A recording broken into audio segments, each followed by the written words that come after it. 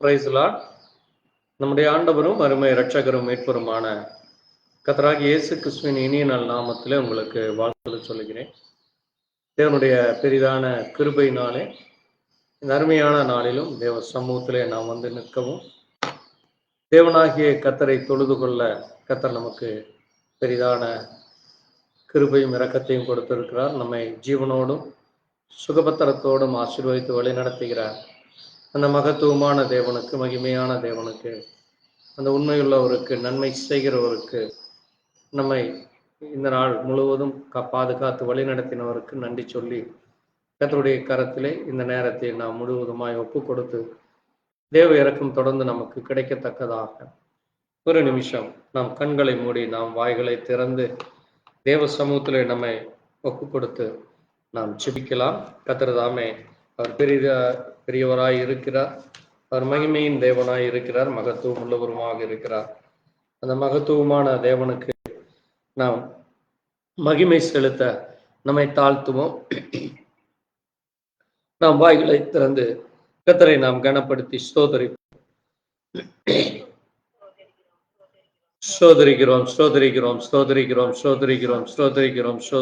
அப்பா.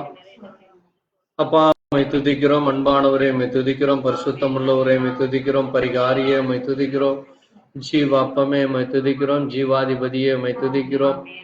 தேவாதி தேவனே மை துதிக்கிறோம். ராஜாதி ராஜனே மை துதிக்கிறோம். கர்த்தராகிய இயேசு கிறிஸ்து நாமத்திலே எங்களுக்கு ஆண்டவரே நாமத்தை எங்களுக்கு வெளிப்படுத்தினவரே, ஆண்டவரே இதோ என் நாமத்திலே நீங்கள் எங்கே கூடியிருக்கீங்களோ அங்கே உங்கள் நடுவிலே நான் இருக்கிறேன் என்றீரப்பா. இயேசு கிறிஸ்துவ நாமத்திலே நாங்கள் உம்மை நோக்கி கூப்பிடுகிற இந்த வேளையிலே நீர் அந்த தேவனாய், நீர் எங்கள் மத்தியிலே இருக்கிறீரப்பா. நீரே பரலோகத்தின் தேவனாய் இருக்கிறீர். பரிசுத்தமுள்ள தேவனாய் இருக்கிறீர். நித்திய பிதாவாய் இருக்கிறீர். தொழுகைக்குரியவராய் இருக்கிறீர். நீர் ஆராதனைக்குரியவராய் இருக்கிறீரப்பா. நீர் மகிமை மகத்துவம் உள்ளவருமாக இருக்கிறீரப்பா. அப்படிப்பட்ட உமக்கு நன்றி சொல்லி இந்த நல்ல வேளையில உடைய கரத்துல இந்த ஆராதனை ஒப்பு கொடுக்கிறோம். துவக்கம் முதல் முடிவு வரை உடைய இரக்கம், தயவு, கிருபை தொடர்ந்து எங்களுக்கு கிடைக்கட்டும். தேவ வல்லமையினாலும் தேவ பிரசன்னத்திலும் எங்களை நிரப்பும். ஆண்டவரை பாடும் பாடல்களில் உற்சாகத்தை தாரும். ஆவியோடும் பாடுவேன், கருத்தோடும் பாடுவேன் என்று சொன்ன விதமா நாங்கள் ஆவியோடும் கருத்தோடும் பாடும். தேவ இரக்கம் தாரும், தேவ தயவை தாரும். கர்த்தருடைய நாமம் ஒன்று மாத்திரம் மகிமைப்படட்டும். ஆண்டவரே, வந்துள்ள பிள்ளைகளை பெயர் பெறாய் நீர் ஆசீர்வதியும் அப்பா. வரத்தடப்பட்ட பிள்ளைகளை, கலந்து கொள்ள முடியாமல் ஆண்டவரே தூர தேசத்தில் இருக்கிற பிள்ளைகளை ஆண்டவரே நாங்கள் ஏதோ இந்த யூடியூப், ஃபேஸ்புக் மூலமா இணைத்த தேவ கிருபையை கொடுத்தீரப்பா. அதுபோல ஆண்டவரே தடைபட்டிருக்கிற பிள்ளைகளை ஒரு விஷயம் கண்ணோக்கிப்பா. அவர்களும் விடுதலையோடு உம்மை ஆராதிக்க தொடர்ந்து உம்முடைய ஆலயத்திலே, உம்முடைய சமூகத்திலே உண்மையிலே தரித்து நிற்க உம்முடைய வார்த்தையினாலே அவர்களோடு பேசி அவருடைய இருதயத்திலும் தேவ இரக்கம் கிடைக்கும்படியாக நீர் பண்ணோம். உம்முடைய கரத்திலே தாழ்த்துகிறோம். நாங்கள் ஒன்றுமில்லை. உண்மையை மகிமைப்படுத்தும், உண்மை ஆராதிக்கும். பரிசுத்த அலங்காரத்தோட கர்த்தரை தொழுது கொள்ளுங்கள் என்று சொன்ன ஒண்ணுமா நாங்கள் பரிசுத்தத்தோடு வர நீர் எங்களை பரிசுத்தப்படுத்தினீரப்பா. அப்படிப்பட்ட உமக்கு நன்றி சொல்லி உடைய கரத்தில் எங்களை தாழ்த்துகிறோம். உடைய நாமம் ஒன்று மாத்திரம் மகிமைப்படுத்தும். எல்லாவற்றையும் இயேசு கிறிஸ்துவின் பரிசுத்த நாமத்திலே ஆமா. கர்த்தர் தாமே மகிமைப்படுவாராக. தேவ நாம மகிமைக்காக நாம் ஒரு சில பாடல்களை பாடி கர்த்தரை மகிமைப்படுத்துவோம்.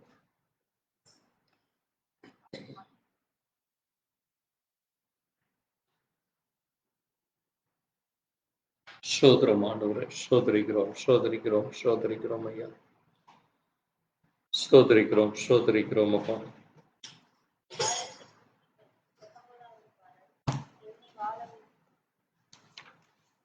ஆயிரத்தி 319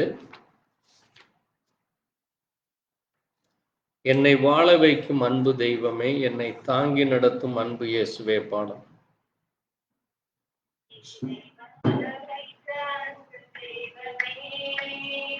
என்னை தாங்கி நடத்தும் அன்பு இயேசுவே, என்னை வாழ வைக்கும் அன்பு தெய்வமே, தாங்கி நடத்தும் அன்பு இயேசுவே. நீங்க இல்லாத ஒரு நிமிஷம் கூட, நீங்க இல்லாத ஒரு நிமிஷம் கூட நினைச்சு பார்க்க முடியல, என்னால் நினைச்சு பார்க்க முடியல. நினைச்சு பார்க்க முடியல. என்னை வாழ வைக்கும் அன்பு தெய்வமே, என்னை தாங்கி நடத்தும் அன்பு இயேசுவே. போகும் இடமெல்லாம் நீங்க வரணும், நான் அமரும் இடமெல்லாம் நீங்க அமரணும். நான் போகும் இடமெல்லாம், நான் அமரும் இடமெல்லாம் நீங்க அமரணும். நான் பேசும் பேச்சிலெல்லாம் நீங்க இருக்கணும், நான் பேசும் பேச்சிலெல்லாம் நீங்க இருக்கணும். நீங்க இல்லாம நான் இல்லையே, நீங்க இல்லாம நான் இல்லையே. வைக்கும் அன்பு தெய்வமே, தாங்கி நடத்தும் அன்பு இயேசுவே. என்னை வாழ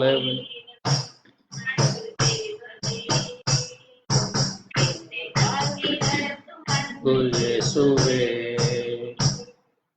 கண்ணீரில் நான் நடந்த போது கண்ணீரை துடைத்தெறிந்த தேவனே, கண்ணீர் நான் நடந்த போது கண்ணீரை துடைத்தெறிந்த தேவனே, கலங்கி நின்ற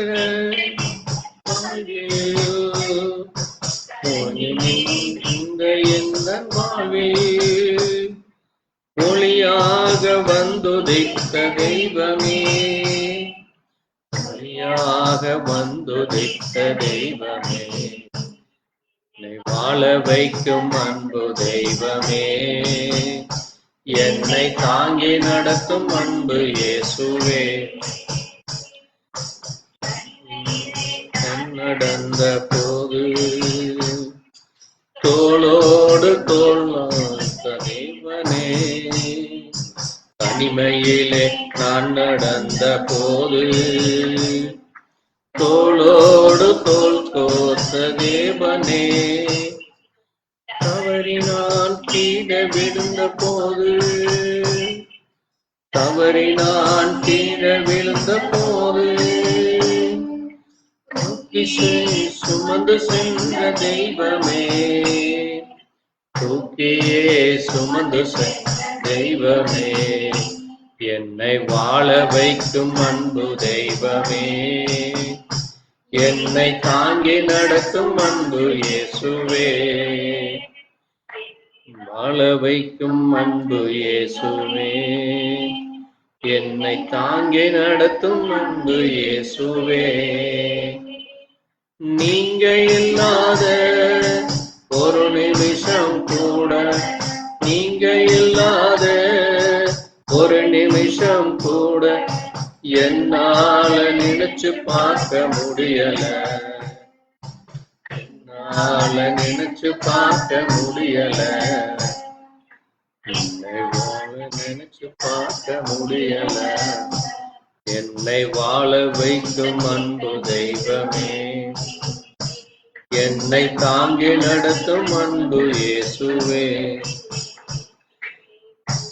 என்னை வாழ வைக்கும் அன்பு இயேசுவே, என்னை தாங்கி அன்பு இயேசுவே. அல்லேலூயா, ஆமென். நம்மை வாழ வைக்கும் தெய்வம் அவர். நம்மிலே அவருடைய பரிபூரண அன்பை ஒவ்வொரு நாளும் தருகிற தேவன். நம்மை தாங்கி நம்மை ஒரு நிமிஷம் கைவிடாத தேவனாய் இருக்கிறார். நம்மை வழி நடத்துகிறவரும் நம்மை ஒவ்வொரு நாளும் நினைக்கிற தேவனாக இருக்கிறார். அப்படிப்பட்ட தேவனுக்கு நன்றி சொல்லி தொடர்ந்து நாம் இன்னும் ஒரு பாடலை பாடி கர்த்தரை மகிமைப்படுத்தலாம்.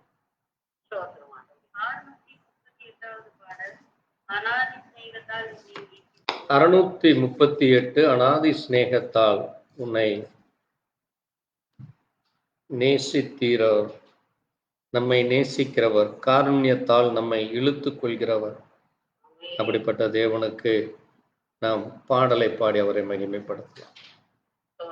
ஸ்தோத்திரம், ஸ்தோத்திரம், ஸ்தோத்திரம். என்னை நேசித்தீரையா, காருண்யத்தினால் என்னை இழுத்து கொண்டீரே. அநாதி ஸ்நேகத்தா என்னை நேசித்தீரையா, காருண்யத்தினால் என்னை இழுத்து கொண்டீரே.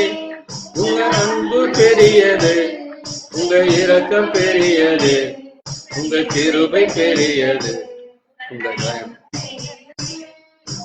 அன்பு பெரியது, உங்க இரக்கம் பெரியது, உங்க கிருபை பெரியது, உங்க தயவும் பெரியது. அநாதி ஸ்நேகத்தால் என்னை நேசித்தீரையா, காருண்யத்தினால் இழுத்து கொண்டீரே. அன்பு காட்டி அரவணைத்து காத்து கொண்டீரே. அநாதையாக அலைந்த தேடி வந்தீரே.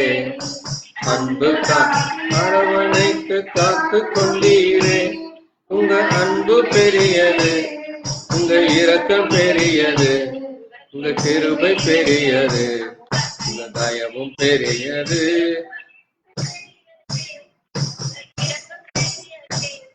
உங்க கிருபை பெரியது, உங்க தயவும் பெரியது.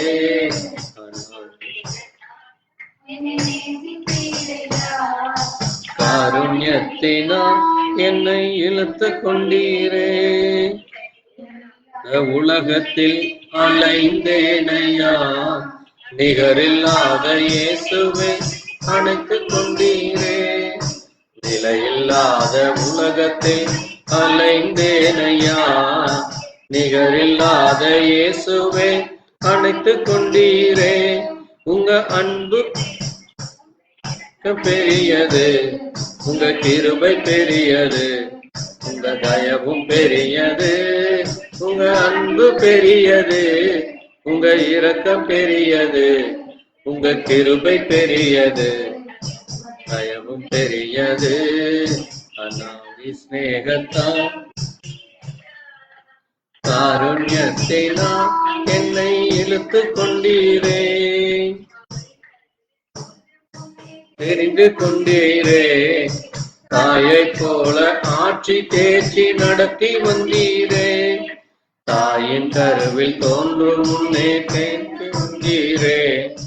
தாயை போல ஆட்சி தேற்றி நடத்தி வந்தீரே. அன்பு பெரியது, உங்க இரக்கம் பெரியது, உங்க கிருபை உங்க தயவும் பெரியது.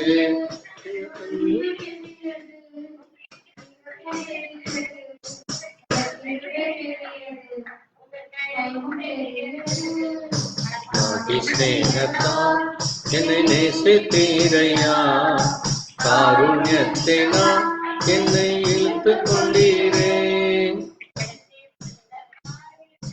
நினைக்கும் போதெல்லாம் கண்ணீரோடு நன்றி சொல் துதிக்கிறேன் ஐயா. நடத்தி வந்த பாதைகள் கண்ணீரோடு நன்றி சொல்லி துதிக்கின்றேன் ஐயா. உங்க அன்பு பெரியது, உங்க இரக்கம் பெரியது, உங்க கிருபை பெரியது, உங்க தயவும் பெரியது. உங்க அன்பு பெரியது, உங்க இரக்கம் பெரியது, உங்க கிருபை பெரியது, உங்க தயவும் பெரியது.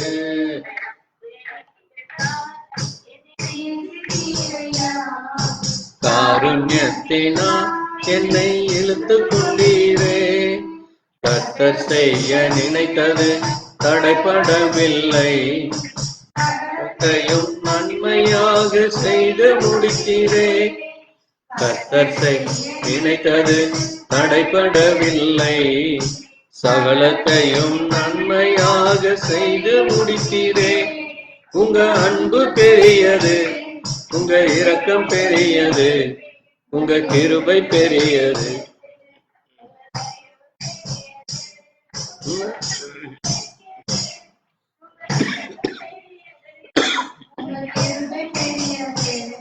உங்க தயவும் பெரியது. அநாதி ஸ்நேகத்தால் என்னை நேசித்தீரையா, காருண்யத்தினால் என்னை இழுத்து கொண்டீரே.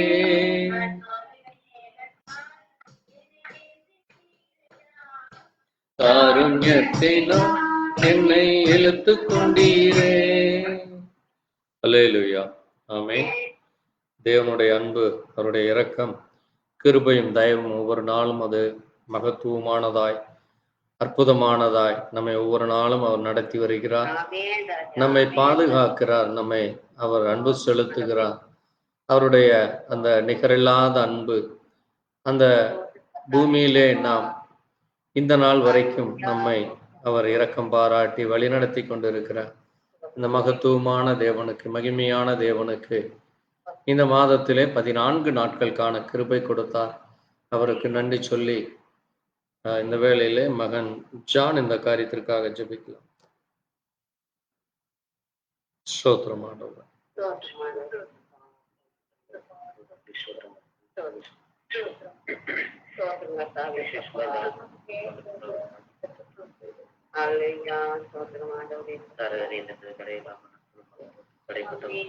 நன்றி ஐயா, நன்றி அப்பா.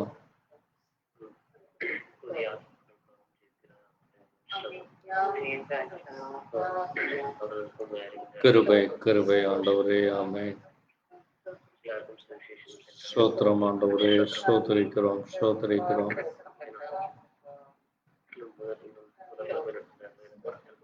கிருபையாயிரம் இரக்கமாய்.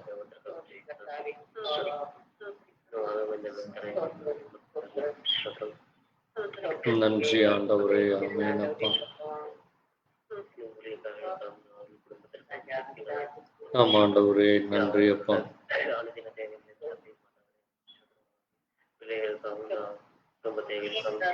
ஸ்தோத்திரம் அப்பா.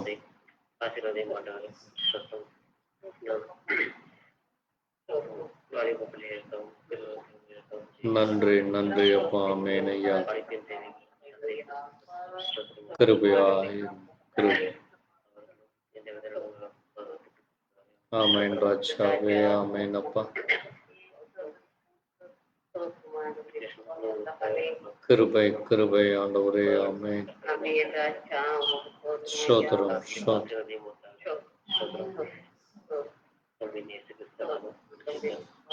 ஆமென். தேவன் நம் ஜெபத்தை கேட்டதற்காய் ஸ்தோத்திரிப்போம், ஸ்தோத்திரிக்கிறோம், ஸ்தோத்திரிக்கிறோம் அப்பா. கர்த்தாவே சேர்ந்த ஆண்டவரே, ஒவ்வொரு விசுவாசிகளையும் நீர் மட்டும் பாதுகாத்தீரப்பா.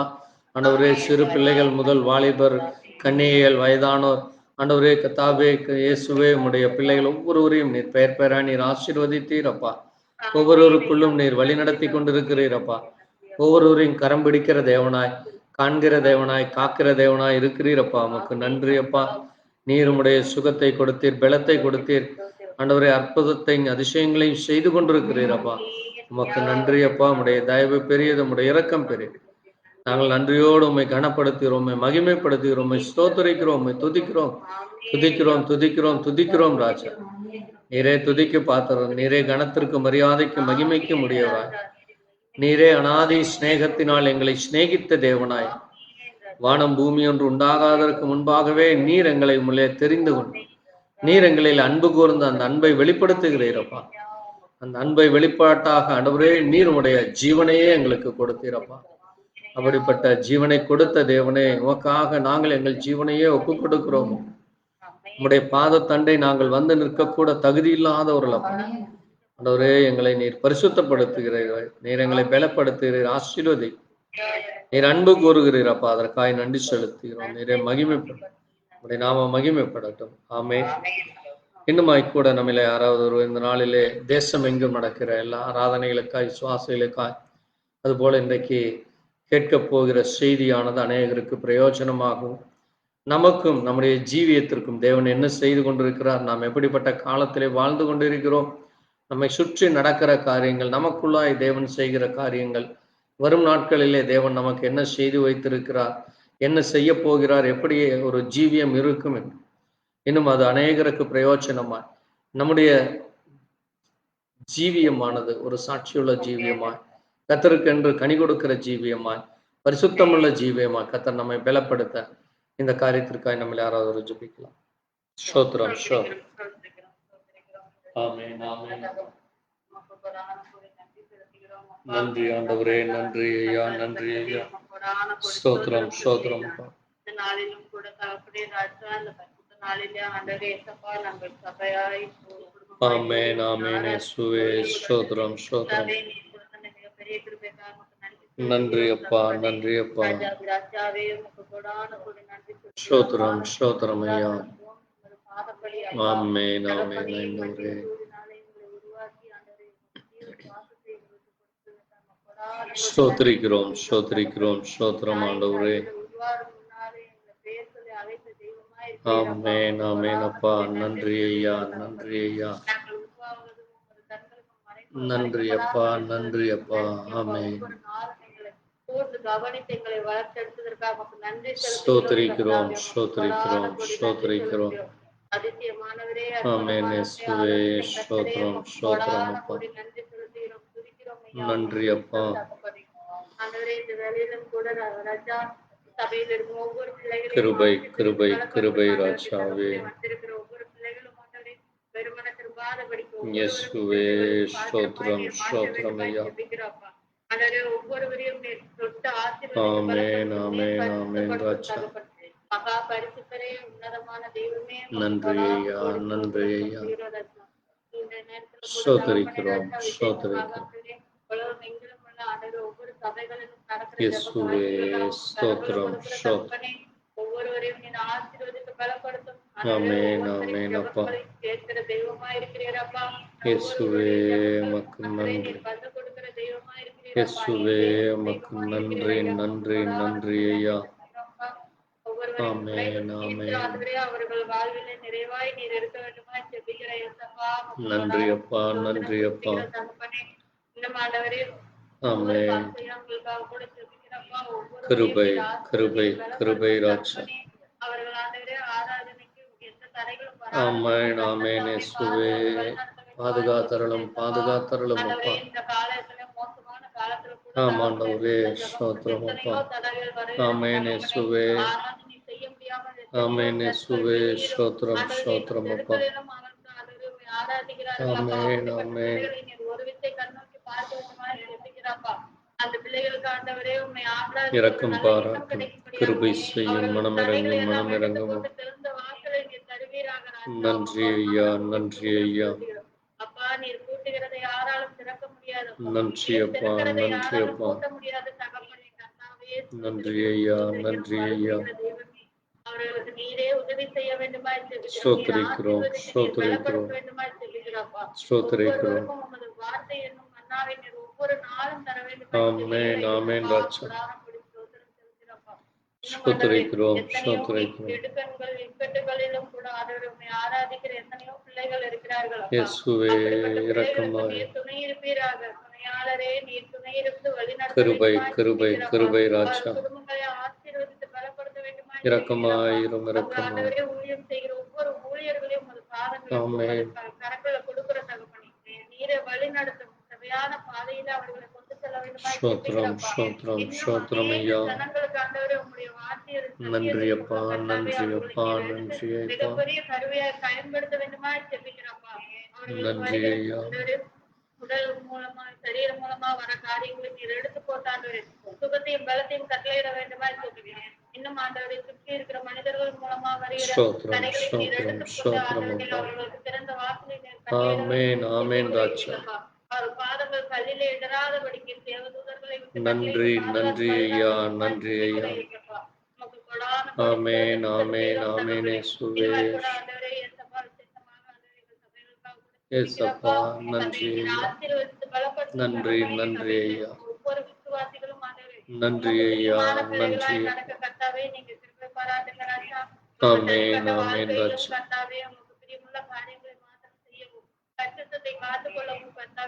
நன்றி அப்பா, ஆமென், ஆமென். ஒவ்வொரு நாளும் ஆமாண்டவரே, ஸ்தோத்திரம். ஒவ்வொரு நாளும் நீங்க கூட இருந்து வழி நடத்த வேண்டுமா ஜெபிக்கிற தகப்பனே.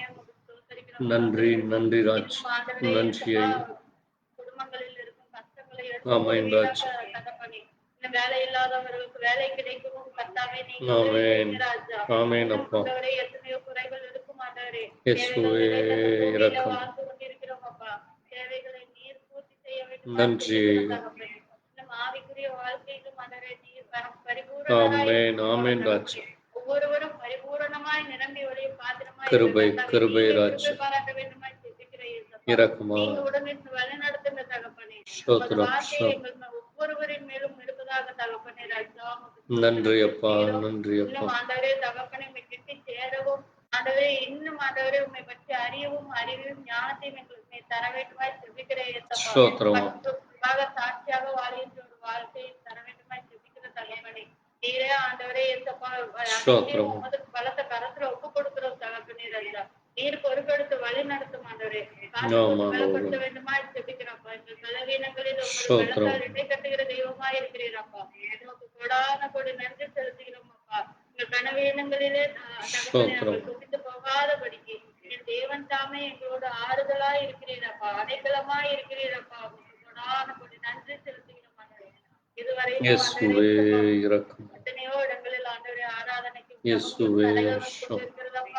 ஆண்டவரே அந்த தடைகளில் இருந்து ஆண்டவரே எங்களை காத்து வழி நடத்துகிறதற்காக நமக்கு நன்றி ஆண்டவரே. நாங்கள் ஆண்டவரே விடுதலையோட கொடான கொடி நன்றி செலுத்துகிறோம். மகாபெரிய சாக்கியத்திற்காக நமக்கு நன்றி செலுத்துகிறோம் ஆண்டவரே. நாங்கள் நமக்கு நன்றியுள்ள பிள்ளைகளாய் நடந்து கொள்ளும், பிரியமான பிள்ளைகளாய் நடந்து கொள்ள எங்களை ஆசீர்வதிக்கிறோம் ஆண்டவரே. இன்னும் நாங்கள் உண்மை அறிய வேண்டும், கிட்டி சேர வேண்டும். கரங்களிலே வழி நடத்த வேண்டுமாய் நன்றி அப்பா, நன்றி அப்பா.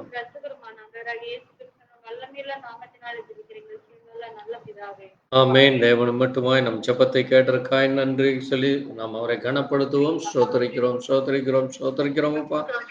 சபையில் உள்ள ஒவ்வொரு விசுவாசிகளுக்காய், ஒவ்வொரு குடும்பங்களுக்கும், ஊழியங்களுக்காய், ஊழியர்களுக்காய், விசுவாச பிள்ளைகளுக்காய், அவர்களுடைய ஜீவியத்திற்காய், அவர்களுக்கு நீர் மட்டும் செய்த சகல நன்மைக்காய், நம்முடைய வார்த்தையினாலே நீர் கொடுக்கிற பரிபூர்ண சந்தோஷத்திற்காய், சமாதானத்திற்காய், அதுபோல தேசத்தில் இருக்கிற ஒவ்வொரு ஜனங்களும் அந்த சந்தோஷத்தையும் சமாதானத்தையும் ரட்சிப்பையும் ஆண்டவரே உம்முடைய இரக்கத்தையும் கிருபையும் பெற்றுக்கொள்ளும்.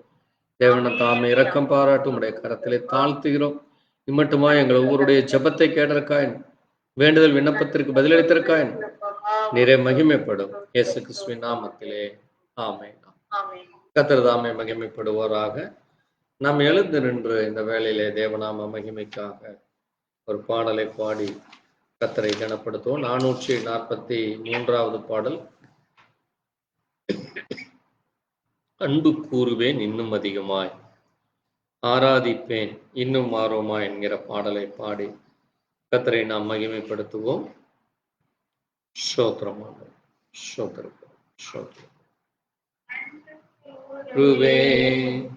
இன்னும் அதிகமாய் ஆராதிப்பேன் இன்னும் ஆர்வமாய், அன்பு கூறுவேன் இன்னும் அதிகமாய் ஆராதிப்பேன் இன்னும் ஆர்வமாய், உம்மை முழு உள்ளத்தோடு ஆராதிப்பேன், தோடு அன்பு கூறுவேன். ஆராதனை ஆராதனை ஆராதனை ஆராதனை, அன்பு கூறுவேன் இன்னும் அதிகமா ஆராதிப்பேன் இன்னும் ஆர்வமாய்.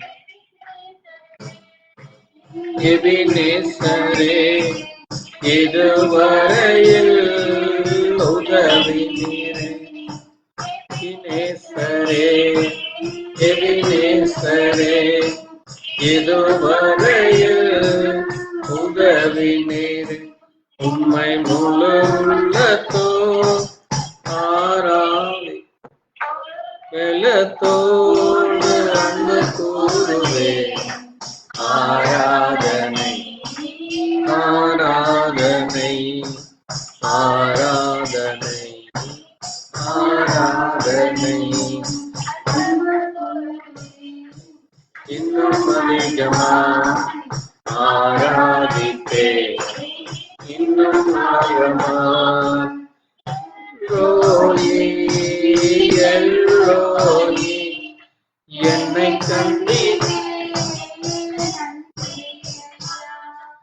எல்ரோயி எல்ரோயி என்னை கண்டீரே நன்றி ஐயா உம்மை முழு உள்ளத்தோ முழு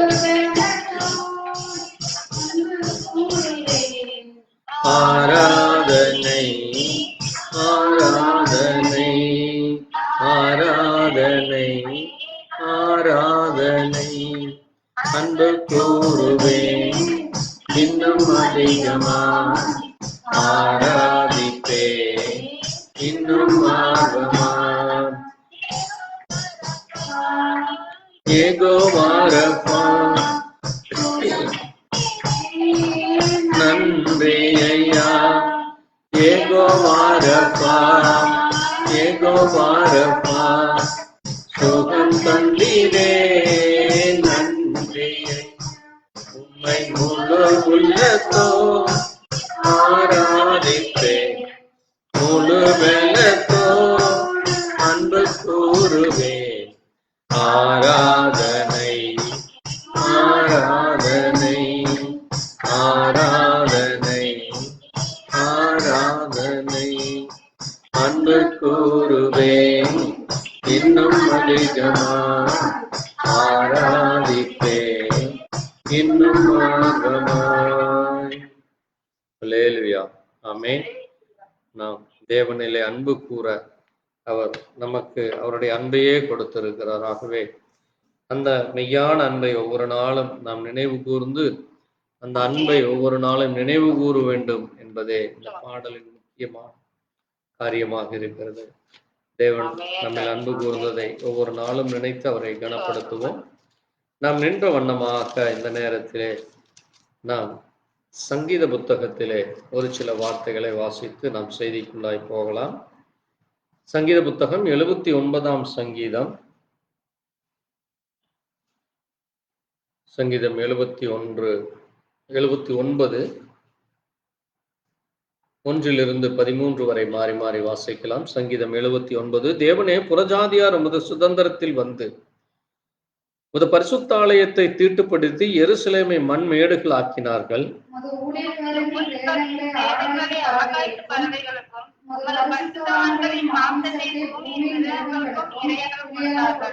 எருசலேமை சுற்றிலும் அவருடைய இரத்தத்தை தண்ணீரை போல சிந்தினார்.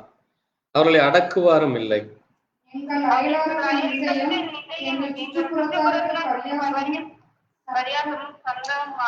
சக்கந்தமுமானோம்.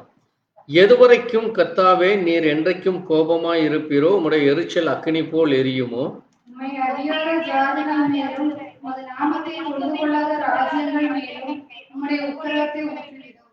அவர்கள் யாக்கோபை பட்சித்து அவன் குடியிருப்பை பாழாக்கினார்களே.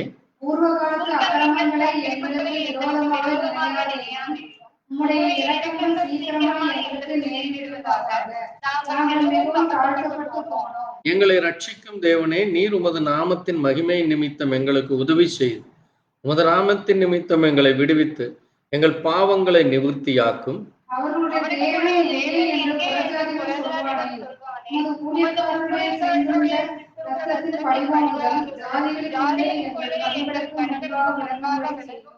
கட்டுண்டவர்களுடைய பெருமூச்சு உமக்கு முன்பாக வரட்டும்.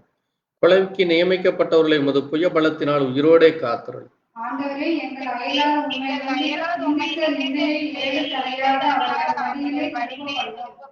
அப்பொழுது உம்முடைய ஜனங்களும் உம்முடைய மேய்ச்சலின் ஆடுகளுமாகிய நாங்கள் உம்மை என்னென்றைக்கும் புகழும். தலைமுறை தலைமுறையாக உமது துதியை சொல்லி வருவோம். ஆமேன், ஆமேன். வாசித்த வார்த்தைகளை கர்த்தர் தாமே ஆசீர்வதிப்பாராக.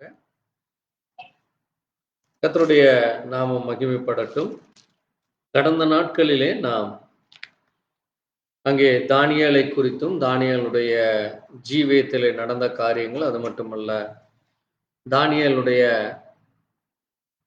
நாட்களிலே ஆண்ட அந்த நேபுகாத்நேச்சார் கண்ட சொப்பனமும், அதுபோல தானியேலுக்கு தேவன் வெளிப்படுத்தின சொப்பனங்களும் தரிசனங்களும்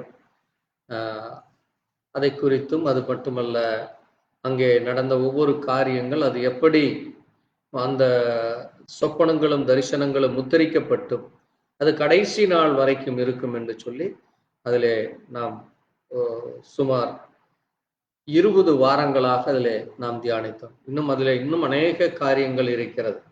கர்த்தருக்கு சித்தமானால் வரும் நாட்களிலே நாம் வேதத்திலே மற்ற காரியங்களோடு அதை இணைத்து நாம் பேசலாம். ஏனென்றால் அந்த 4 மிருகங்களை குறித்தும், அந்த 4 மிருகங்கள் எப்படி அங்கே எசேக்கியேல் தீர்க்கதரிசியாகிய எசேக்கியேல் ஒரு 4 மிருகங்களை காண்கிறார்.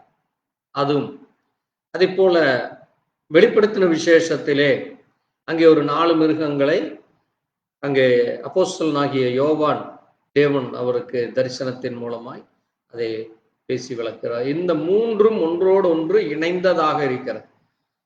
ஏனென்றால் இந்த வெளிப்படுத்தின விசேஷத்திலே என்ன காரியத்தை வெளிப்படுத்தினாரோ அது பழைய ஏற்பாட்டின் காலத்திலே இருக்கிற காரியத்தோடு அது இணைக்கப்பட வேண்டும். அதுதான் வேதமாக இருக்கிறது. ஏனென்றால் பழைய ஏற்பாடும் புதிய ஏற்பாடும் இணைந்ததுதான் வேதமாக இருக்கிறது. அதை நாம் விசுவாசிக்கிறோம். அதனுடைய தொடர்ச்சியாகத்தான் நாம் இன்றைக்கு இந்த வெளிப்படுத்தின புஸ்தகத்தை நாம் இப்பொழுது இந்த வாரம் முதல் நாம் தியானிக்க போகிறோம். நான் கடந்த வாரமே உங்களுக்கு அதை குறித்து நான் சொல்லி இருக்கிறேன். வெளிப்படுத்தின விசேஷத்திலே 1ஆம் அதிகாரம் முதல் 22 அதிகாரங்கள் இருக்கிறது. அதை நாம் ஒவ்வொன்றாக தியானிப்போம். ஏனென்றால் அந்த வெளிப்படுத்தின விசேஷத்திலே மிக முக்கியமான காரியங்கள் இருக்கிறது. அது என்னவென்று நம்ம பார்ப்போம்.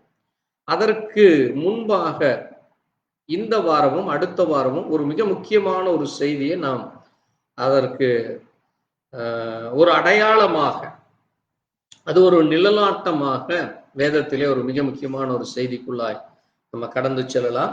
நம்ம வாசிப்போம். 2 கொரிந்தியர் வாசிக்கலாம். 2 கொரிந்தியர் 11ஆம் அதிகாரம். 2 கொரிந்தியர் 11ஆம் அதிகாரம் 2ஆம் வசனம் முதல் 2 மற்றும் 3 நாம் வாசித்து 2 கொரிந்தியர் 11ஆம் அதிகாரம் 2, 3 நாம் வாசித்து இன்றைக்கு செய்தியின் தலைப்பின் கீழாக நாம் இதை தியானிக்கலாம், வாசிக்கலாம். நான் உங்களை கற்புள்ள கன்னிகையாக கிறிஸ்து என்னும் ஒரே புருஷனுக்கு ஒப்புக் கொடுக்க நியமித்தபடியால் உங்களுக்காக தேவ வைராக்கியம் கொண்டிருக்கிறேன். ஆகிலும் சர்ப்பமானது தன்னுடைய தந்திரத்தினாலே ஏவாளை வஞ்சித்தது போல உங்கள் மனதும் கிறிஸ்துவை பற்றிய உண்மையை நின்று விளக்கும்படி எடுக்கப்படுவோம் என்று பந்தியிருக்கிறேன், பயந்திருக்கிறேன். கர்த்தர் தாமே வாசித்த வார்த்தைகளை ஆசீர்வதிப்பாராக. ஒரு நிமிஷம் தேவ சமூகத்துல நம்மை தாழ்த்தி நாம் கர்த்தருடைய சமூகத்திலே நம்முடைய தேவன் அவர் எவ்விதமாக தன்னை வெளிப்படுத்தினார் என்றும், அவர் எவ்விதமாக இன்றைக்கு இந்த பூமியிலே அவர் கிரியை செய்து கொண்டு இருக்கிறார் என்று நாம் ஒரு நிமிஷம் வாசித்த வார்த்தையின் மூலமாய் நாம் தியானித்து கர்த்தருடைய கரத்திலே நம்மை ஒப்புக் கொடுப்போம். நாம் ஜெபிக்கலாம். எங்களை நேசிக்கிற எங்கள் நல்ல ஆண்டவரே, வானத்தையும் பூமியும் படைத்த சர்வ வல்லமையுள்ளவரே, கர்த்தராகிய இயேசு கிறிஸ்துவே, அப்ப அந்த அருமையான வேளையிலே வாசித்தமுடைய சத்திய வார்த்தைக்காக அன்றைக்கு அப்போஸ்தலனாகிய பவுல் என்ன பயப்பட்டாரோ அது நடந்ததாக இருக்கிறது. கர்த்தாவே, அது என்ன நடந்தது, அவர் என்ன சொன்னார், அது எப்படி ஆனது, அதற்கும் இன்றைக்கு இருக்கிற சபைக்கும் என்ன சம்பந்தம் இருக்கிறது என்னும், அது எப்படிப்பட்டதான அந்த ஒரே கற்புள்ள கன்னிகை அவள் எப்படி வஞ்சிக்கப்பட்டாள் என்று நாங்கள் இன்றைக்கு மிக முக்கியமான ஒரு காரியத்திற்குள்ளாய் ஜெபிக்க தேவன் எங்களுக்கு கிருபை கொடுத்திருக்கிறீரப்பா. வாசித்த வார்த்தைகள் மூலமாய் கர்த்தர் எங்களோடு கூட பேசும், ரெடியானை மறைத்து மூடி பேசும். இதை கேட்கிற ஒவ்வொரு தேவ ஜனங்களுக்கும், உம்மை விசுவாசிக்கிற விசுவாசிகளுக்கும் இதிலே சொல்லப்பட்ட இந்த மகத்துவமான காரியங்கள் என்ன என்று அறிகிற அந்த அறிவை தார், அந்த ஞானத்தை தாரும், அந்த புத்தியை தாரும். ஆண்டவரே, இது நீரே வார்த்தையாய் இருக்கிறீர் என்று உம்முடைய வார்த்தையை பேசும் பொழுது நீர் அதை விளங்கிக் கொள்ள ஞானத்தை தருகிற தேவனாய் இருக்கிறீர் அப்பா. நீரே ஒவ்வொருவரும் அதை கேட்டு புரிந்து கொள்கிற அந்த ஞானத்தை, அறிந்து கொள்கிற அந்த ஞானத்தை, அதை காணும்படியா, அந்த அடையாளத்தை காணும்படியாய் அவருடைய கண்களை, அதை உணர்ந்து கொள்கிற ஞானமுள்ள இருதயத்தை கர்த்தர்தாமே தாரும். நீரே செவிகளிலே பேசி அந்த வார்த்தை அவருடைய இருதயத்திலே பதிந்து அவர்கள் எந்த நேரத்திலே வஞ்சிக்கப்பட்டார்கள், இப்பொழுது நாங்கள் வஞ்சிக்கப்பட்டிருக்கிறோமா அல்லது எப்படி இருக்கிறோம் என்று உணர்ந்து கொள்ளத்தக்கதாக கிருபையை தான். நிறைய மகிமைப்படும் உடைய நாம் ஒன்று மாத்திரம் மகிமைப்படுத்தும் எல்லாவற்றையும் இயேசு கிறிஸ்து என்னுடைய பரிசுத்த நாமத்திலே. ஆம், நீங்கள் உட்காரலாம். ஆண்டவராகிய இயேசு கிறிஸ்துவின் இனிய நல் நாமத்திலே உங்களுக்கு வாழ்த்து சொல்லுகிறேன்.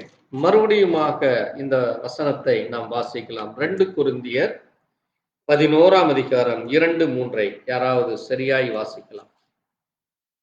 நான் உங்களை கற்புள்ள கன்னிகையாக கிறிஸ்து என்னும் ஒரே புருஷனுக்கு ஒப்புக் கொடுக்க நியமித்தபடியால் உங்களுக்காக தேவ வைராக்கியமான வைராக்கியம் கொண்டிருக்கிறேன்.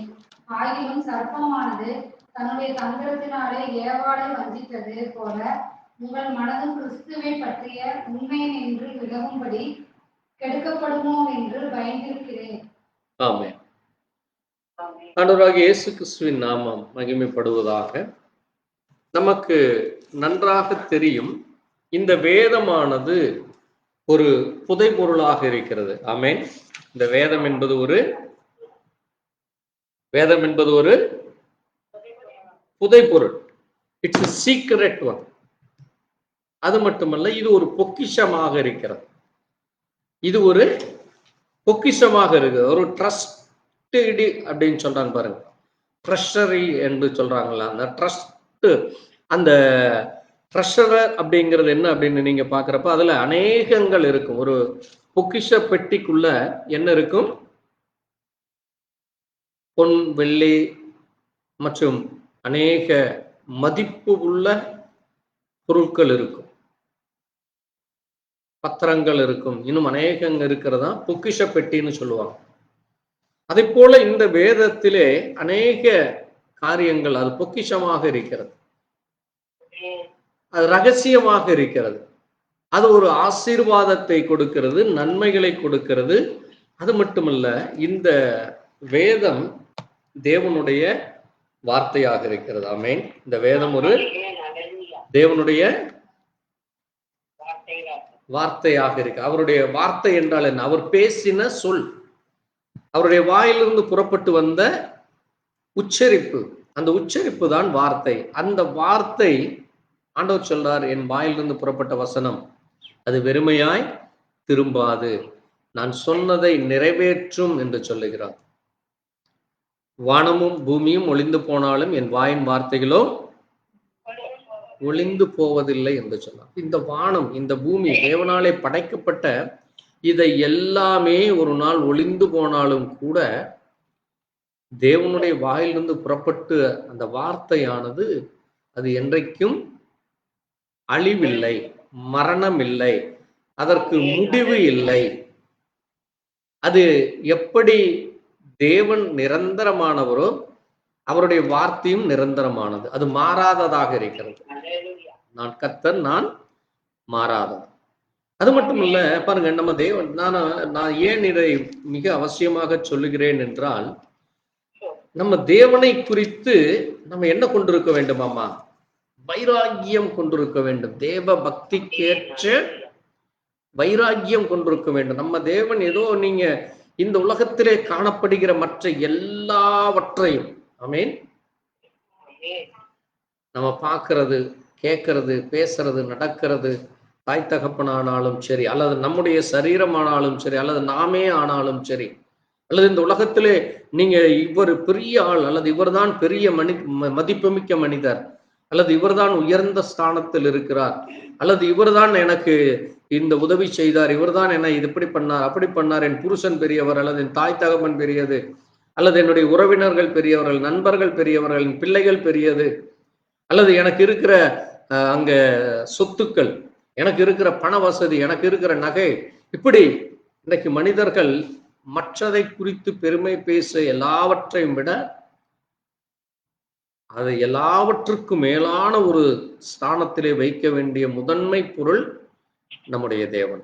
ஆமென். அவருக்கு சரிசமமாக நீங்கள் எதையும் வைக்கக்கூடாது. அதனாலதான் ஆண்டவர் சொன்னார், எனக்கு சமமானவர்கள் ஒருவரும் இல்லை. அவருக்கு சமமானதாக எதையும் நீங்கள் வைக்கக்கூடாது. அப்ப அந்த பக்தி வைராக்கியம், அந்த உணர்வு நமக்குள்ள இருக்க வேண்டும். ஆமென். அதுதான் தேவனுடைய பிள்ளைகள்.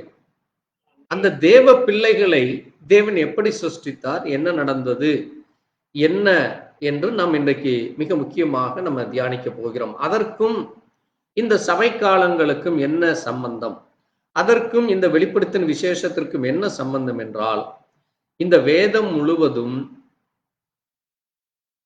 ஒரு ரகசியமாக இருக்கிறது. எப்படி ஆதியாகமம் தொடங்கி வெளிப்படுத்தின விசேஷம் வரை அது ஒரு மறைபொருளாக, அது ஒரு முத்தரிக்கப்பட்ட புத்தகமாக, அது ஒரு தேவனாலே உரைக்கப்பட்ட ஒரு வார்த்தையாக இருக்கிறது. அதனாலதான் ஆதியிலே தேவன் என்ன செய்தார், வார்த்தையாய் இருந்தார். அவர் முதலாவது வார்த்தையாக இருக்கிறார். அப்புறம் பின்னதான் அவர் என்ன செய்கிறார், இந்த வானத்தையும் பூமியையும் தேவன் சிருஷ்டிக்கிறார். அப்ப அந்த ஆதியிலே இருந்த தேவன், அவருக்குள்ளாக இருந்த அந்த சிந்தை, தேவனுக்குள்ளாக இருந்த அந்த அந்த மைண்ட், அந்த சிந்தை, அந்த யோசனை, அந்த ஆலோசனை என்ன செய்தது, அந்த ஆலோசனை அது எப்படி இந்த பூமியிலே மனிதனை கொண்டு வர அவர் நினைத்தார்.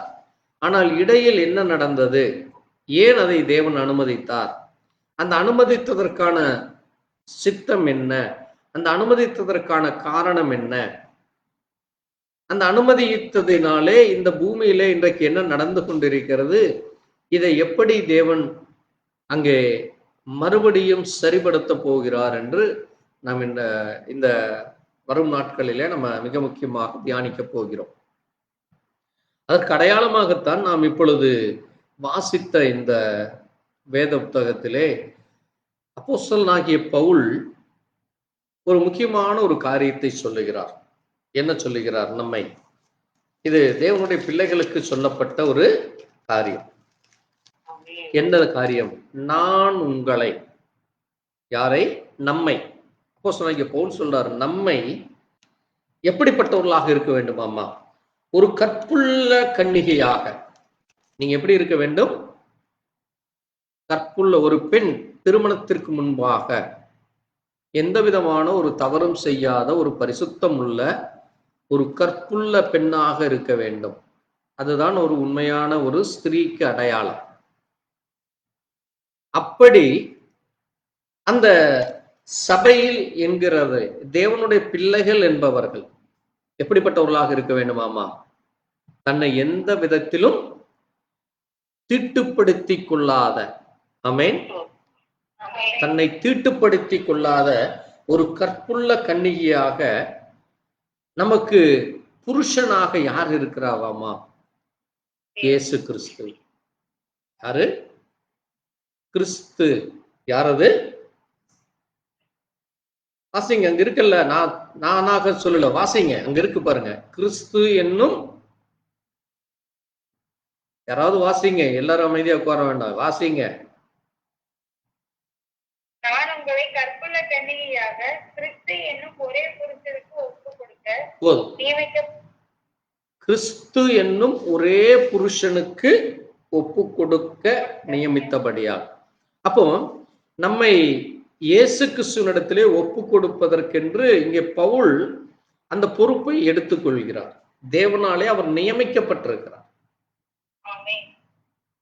அதனாலதான் இங்கே வெளிப்படுத்தின விசேஷம் என்பது, கவனமா கேளுங்க, வெளிப்படுத்தின விசேஷம் என்பது அதிலே அநேக காரியங்கள் இருக்கிறது. அது இயேசு கிறிஸ்து யார் என்கிற அந்த முதலாம் அதிகாரம், வெளிப்படுத்தின விசேஷத்திலே முதலாம் அதிகாரம் அங்கே யாரை குறித்து வெளிப்படுத்துகிறது, இயேசு கிறிஸ்து யார், அதைத்தான் நம்ம அங்கே பார்க்கிறப்போ நீங்க ஒரே ஒரு வசனத்தை நீங்க வாசித்தீங்கன்னா தெரியும். வெளிப்படுத்தின விசேஷம் 1ஆம் அதிகாரத்துல வாசிங்க. வெளிப்படுத்தின விசேஷம் 1ஆம் அதிகாரம் 8ஆம் வசனத்தை வாசிங்க. இருக்கிறவரும் இருந்தவரும் வருகிறவரும் ஆகிய சர்வ வல்லமையுள்ள கர்த்தர், நான் அல்பாவும் ஒமேகாவும் ஆதியும் அந்தமுமாய் இருக்கிறேன் என்று சொல்லுகிறார். பாருங்க, இதுதான் தேவன் யார் என்பதை இங்க அப்போஸ்தலனாகிய யோவான் அந்த இயேசு கிறிஸ்துவை பற்றின வெளிப்பாடு நீங்க இதை வாசிக்கிறப்போ அங்க தெளிவா சொல்லி இருக்கு. அங்க என்ன சொல்றாரு பாருங்க, சீக்கிரத்தில் சம்பவிக்க வேண்டியகளை ஊழியக்காரனுக்கு அன்பேற்று கொடுத்து தேவனும் கிறிஸ்துவுக்கு ஒப்பித்து நம்முடைய ஊழியக்காரனாகிய யோவானுக்கு வெளிப்படுத்தினது. இது என்ன வெளிப்படுத்துறதாமா? இவன் தேவனுடைய வசனத்தை குறித்தும், யாரை குறித்தும்? தேவனுடைய, பேச மாட்டேங்கிறீங்க, தேவனுடைய வசனத்தை குறித்து அங்கே வெளிப்படுத்துறார். ஆமே, அதனாலதான் சொன்னேன், வசனம், வார்த்தை, அங்கே பேச்சு, சிந்தை, இது எல்லாமே அங்கே தேவனை குறித்தானதாக இருக்கிறது. அப்போ இந்த வசனம், தேவனுடைய வசனம் எதை குறித்தும், அது இயேசு கிறிஸ்துவனுடைய அந்த சாட்சியை குறித்தும். அது மட்டுமல்ல, அந்த யோவான் அதை கண்டிருந்தார். யோவான் அதை, இயேசு கிறிஸ்துவை கண்டவர். ஆமென். இந்த வேதத்தை, இந்த நிருபத்தை எழுதின, இந்த வெளிப்படுத்தின விசேஷத்தை எழுதின அப்போஸ்தலனாகிய யோவான் இயேசு கிறிஸ்துவை நேரிலே கண்ட தேவ மனுஷன். ஆமென். நமக்கு யாருக்கு அந்த பாக்கியம் கிடைக்கல? ஏன்னா இயேசு கிறிஸ்து பிறந்து 2000 வருஷத்துக்கு முன்னால இந்த பூமியில் இருக்கிற, இன்றைக்கு இருக்கிற, நான் சொல்றது இந்த இன்னைக்கு 800 கோடி பேர் இருக்காங்க. இந்த 800 கோடி பேர் யாருமே இயேசு கிறிஸ்துவை அந்த சரீரத்துல பார்க்கல. ஆமென். ஒரு காலம் இன்னைக்கு ஒரு சிலர் சொல்லுவாங்க, இயேசு கிறிஸ்து எனக்கு வெளிப்பட்டார் என்று சொல்லுவார்கள். வெளிப்படலாம். எப்படி என்றால், அவர் இன்றைக்கு ஆவியின் ரூபத்தில் இருக்கார். ஆமென். அவர் மகிமை அடைந்து விட்டார்.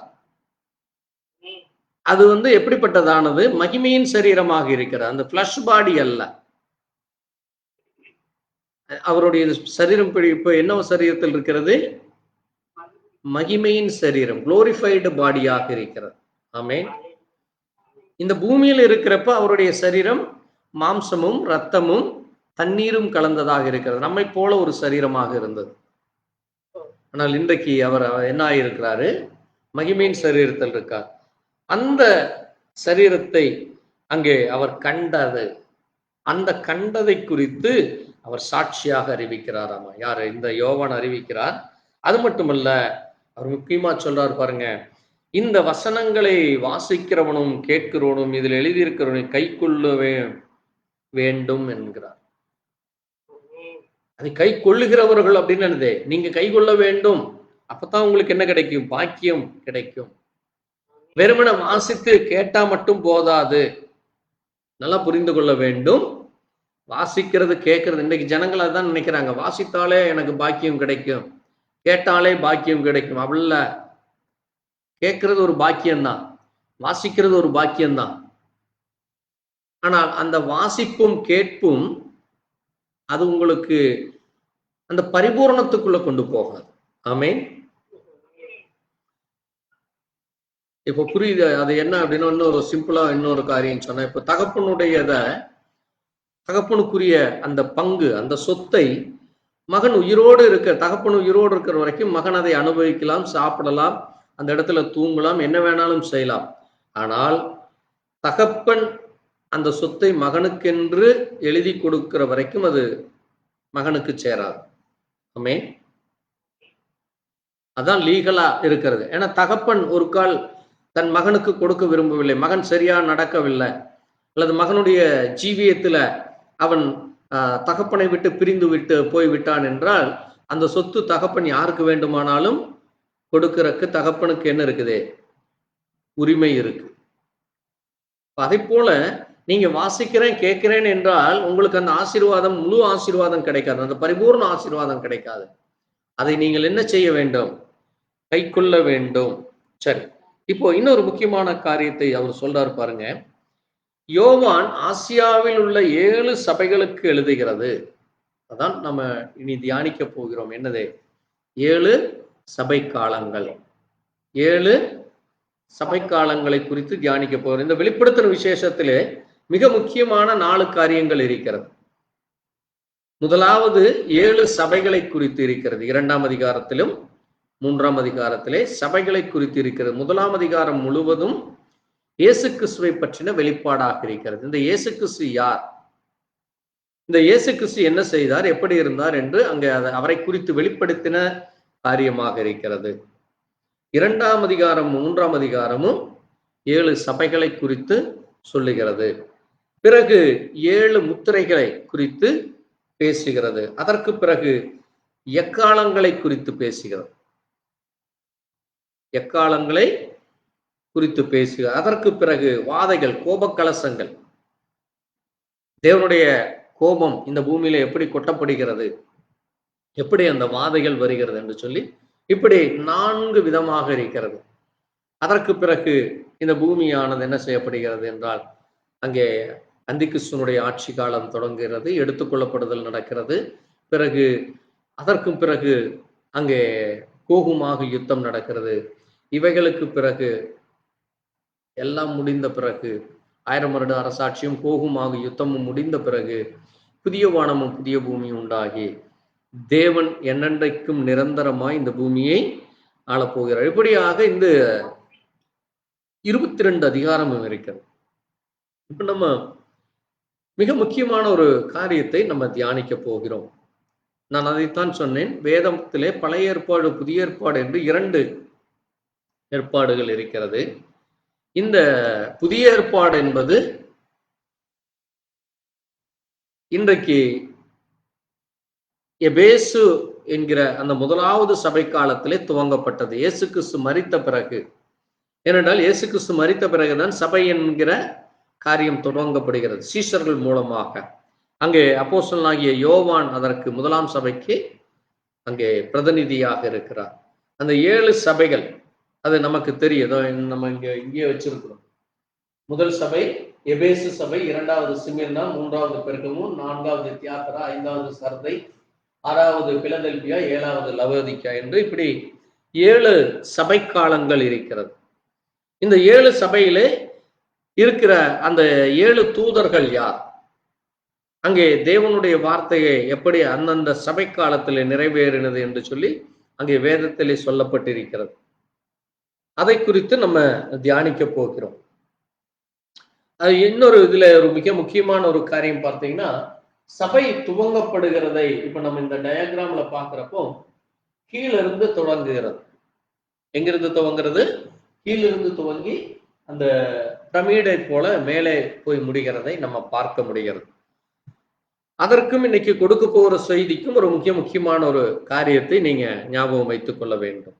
அதனாலதான் சபை, முதல் சபை அங்கே பிரமிடிலே கீழிருந்து துவங்குறதை பார்க்கிறோம். எபேசு சபை என்பது முதலாவது சபையாக கீழே இருந்து துவங்கி மேல் வரைக்கும் வருகிறது. அது எப்படி என்று நம்ம தியானிக்க போகிறோம். அது மட்டுமல்ல, இந்த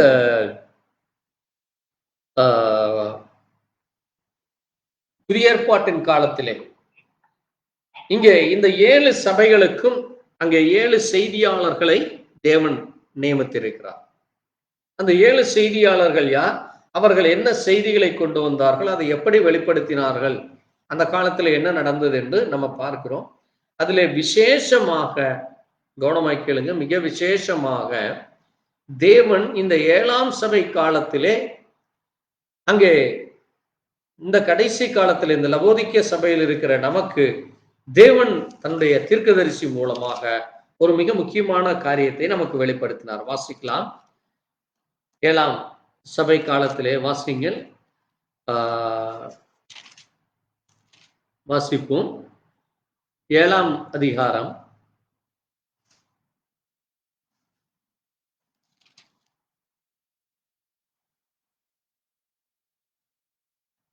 7ஆம் அதிகாரத்தை வாசிப்பதை விட நீங்க இன்னொரு அதிகாரத்தை நீங்க வாசிக்கலாம். ஏனென்றால் 10ஆம் அதிகாரத்தை வாசிக்கலாம். 10ஆம் அதிகாரத்திலே 6ஆம் வசனத்தை வாசிக்கலாம். கவனமா கேளுங்க. இனி காலம் செல்லாது. இனி என்ன செய்யாது? இனி காலம் செல்லாது. ஆனாலும் தம்முடைய ஊழியக்காரராகிய தீர்க்கதரிசிகளுக்கு சுவிசேஷமாய் அறிவித்தபடி 7ஆம் தூதனுடைய சத்தத்தின் நாட்களிலே அவன் நிக்காலம் மூட போகிற போது தேவ ரகசியம் நிறைவேறும் என்றும். பாருங்க, நான் சொன்ன உங்களுக்கு இந்த வெளிப்படுத்தின விசேஷ புத்தகத்திலே 7 சபைகள் இருக்கிறது, 7 முத்திரைகள் இருக்கிறது, 7 எக்காலங்கள் இருக்கிறது. அது மட்டுமல்ல, 7 இடிமுழக்கங்கள், 7 கோப கலசங்கள், இப்படி 7 என்று அநேக இடங்களிலே அது சொல்லப்பட்டிருக்கிறது. அதிலே இந்த 7ஆம் சபையின் தூதன், இந்த 7ஆம் தூதன் இவன் என்ன செய்கிறாராமா? எக்காலம் ஊதுகிறார். எக்காலம் என்பது எதற்கு அடையாளமாக இருக்கிறது? பழைய ஏற்பாட்டிலே எக்காலம் ஊதுவது அது ஒரு போருக்கு அடையாளமாக, எக்காலம் என்பது போருக்கு அடையாளமாக, ஜனங்களை ஆயத்தப்படுத்துவது. அங்கே எதிராளி நம்மை தாக்க வருகிறான், நீங்கள் ஆயத்தமாய் இருங்கள், அவனோடு கூட நாம் போரிட்டு நாம் ஜெயிக்க வேண்டும், நீங்க ஆயத்தமாய் இருங்கள் என்று சொல்வது. அதே போல இந்த 7ஆம் சபை தூதன் என்ன சொல்லுகிறார்? முடிவு வரப்போகிறது, ஆகவே இனி காலம் இல்லை, ஆகவே தேவன் தன்னுடைய ஊழியக்காரர்களுக்கு அங்கே சுவிசேஷமாய் இந்த புதிய ஏற்பாட்டிலே சொன்ன அந்த காரியங்களும், அங்கே தேவனுக்குள்ளாக இருந்த எல்லா ரகசியங்களும், அதான் தேவ ரகசியம். அவர் எக்காலம் ஊதுகிற பொழுது என்ன வழிபடுமாமா? தேவ ரகசியம் நிறைவேறும். அப்ப தேவனுக்குள்ள, அங்கே நான் அதைத்தான் சொன்னேன், தேவன் அங்கே வார்த்தையான தேவன், ஆதியிலே இருந்த அனாதியாய் இருந்த தேவன், அவருடைய அந்த சிந்தைக்குள்ளே என்னென்ன காரியங்கள் இருந்ததோ அதை முழுவதுமாக தேவன் இந்த கடைசி கால லவோதிக்கேய சபையின் தூதனுக்கு அதை முற்றும் முழுவதுமாக வெளிப்படுத்தினார். ஆமென். அதனாலதான் எல்லா தீர்க்கதரிசிகளை விட, எல்லா சபை காலத்தினுடைய தூதர்களை விட இந்த கடைசி கால சபையின் தூதன் ஒரு பெரிய ஆசீர்வாதத்தை, ஒரு பெரிதான காரியங்களை தேவன் அவருக்கு வெளிப்படுத்தி அவரோடு கூட எல்லா ரகசியங்களை வெளிப்படுத்துகிறார். ஒரே ஒரு ரகசியம்தான் மறைக்கப்பட்டிருக்கிறது. என்னது? இயேசு கிறிஸ்து இந்த பூமிக்கு எப்ப வருவார், அவர் இந்த பூமிக்கு எப்ப வருவார்ன்னு தான் தெரியாது. ஆமென். ஏனென்றால் இயேசு கிறிஸ்து சொன்னார், பிதா ஒருவர் தவிர குமாரனும் அதை அறியார். சீஷர்கள் கேட்கிறாங்க, ஆண்டவரே நீர் மறுபடியும் வருவேன்னு சொல்லிடுறேன், நீங்க எப்ப வருவீங்க, திரும்ப வருவீங்கன்னு கேட்கிறப்போ, பிதா ஒருவர் தவிர குமாரனும் அறியார் என்று சொல்ல. அப்போ அவர் அந்த மாம்ச சரீரத்தில் இருக்கிறார். அப்ப இயேசு கிறிஸ்துவுக்கு அன்னைக்கு தெரியாதா? இயேசு கிறிஸ்துவுக்கு எல்லாம் தெரியும், ஆனால் அவர் அதை சொல்ல அவர் வரல. ஆமென். அவர் அதை வெளிப்படுத்த அவர் வரல. ஏனென்றால் அவர் அன்னைக்கு அவருக்கு கொடுக்கப்பட்ட ஊழியமானது மணவாட்டிகளுக்காக மரிக்க வேண்டும். ஆமென். நாம் அவருடைய பரிசுத்தம் உள்ள ஒரு மணவாட்டியாக இருக்கிறோம், கற்புள்ள கன்னிகையாக இருக்கிறோம். அப்ப அந்த கற்புள்ள கன்னிகைகள் அவள் தீட்டுப்படாதபடி பரிசுத்தமாக இருக்க வேண்டும் என்று சொல்லி, அவர் எப்படி ஒரு பரிசுத்தமுள்ள ஒரு புருஷனாய் இந்த பூமியில ஜீவித்தாரோ அதை போல நாமும் பரிசுத்தமுள்ள ஒரு ஜீவனுள்ள தேவனுடைய பிள்ளைகளாக, அங்கே மணவாட்டியாக நாம் அவருக்காக இந்த பூமியிலே பரிசுத்தத்தோடு இருக்க வேண்டும். அதனாலதான் நான் சொன்னேன், இந்த பழைய ஏற்பாடு அது எப்படிப்பட்டதாக இருக்கிறதாமோ புதிய ஏற்பாட்டினுடைய நிழலாக இருக்கிறது. அது ஒரு ஷேடோ. பழைய ஏற்பாடு என்பது புதிய ஏற்பாட்டினுடைய நிழலாக இருக்கிறது. இப்ப நம்ம இந்த பழைய ஏற்பாடு, இன்றைக்கு நம்முடைய செய்தியின் தலைப்பு என்ன என்றால், 7 சபை காலம் பழைய ஏற்பாட்டிலே இருந்து துவங்குகிறது. 7 சர்ச் ஏஜ் இன் த ஓல்டு டெஸ்ட்மென்ட். 7 சபை காலம் பழைய ஏற்பாட்டில் இருந்து துவங்குகிறதாக இருக்கிறது. எப்படி பழைய ஏற்பாட்டில் இருந்து துவங்கினது என்று நம்ம இன்னைக்கு தியானிக்க போகிறோம். இந்த பழைய ஏற்பாடு அது முதலாக ஆதியாகமத்திலே தொடங்குகிறது. அது ஒரு வித்துக்கு அடையாளமாக இருக்கிறது. ஆமென். பழைய ஏற்பாடு என்பது, ஆதியாகமம் என்பது ஒரு வித்து. ஒரு பூமியிலே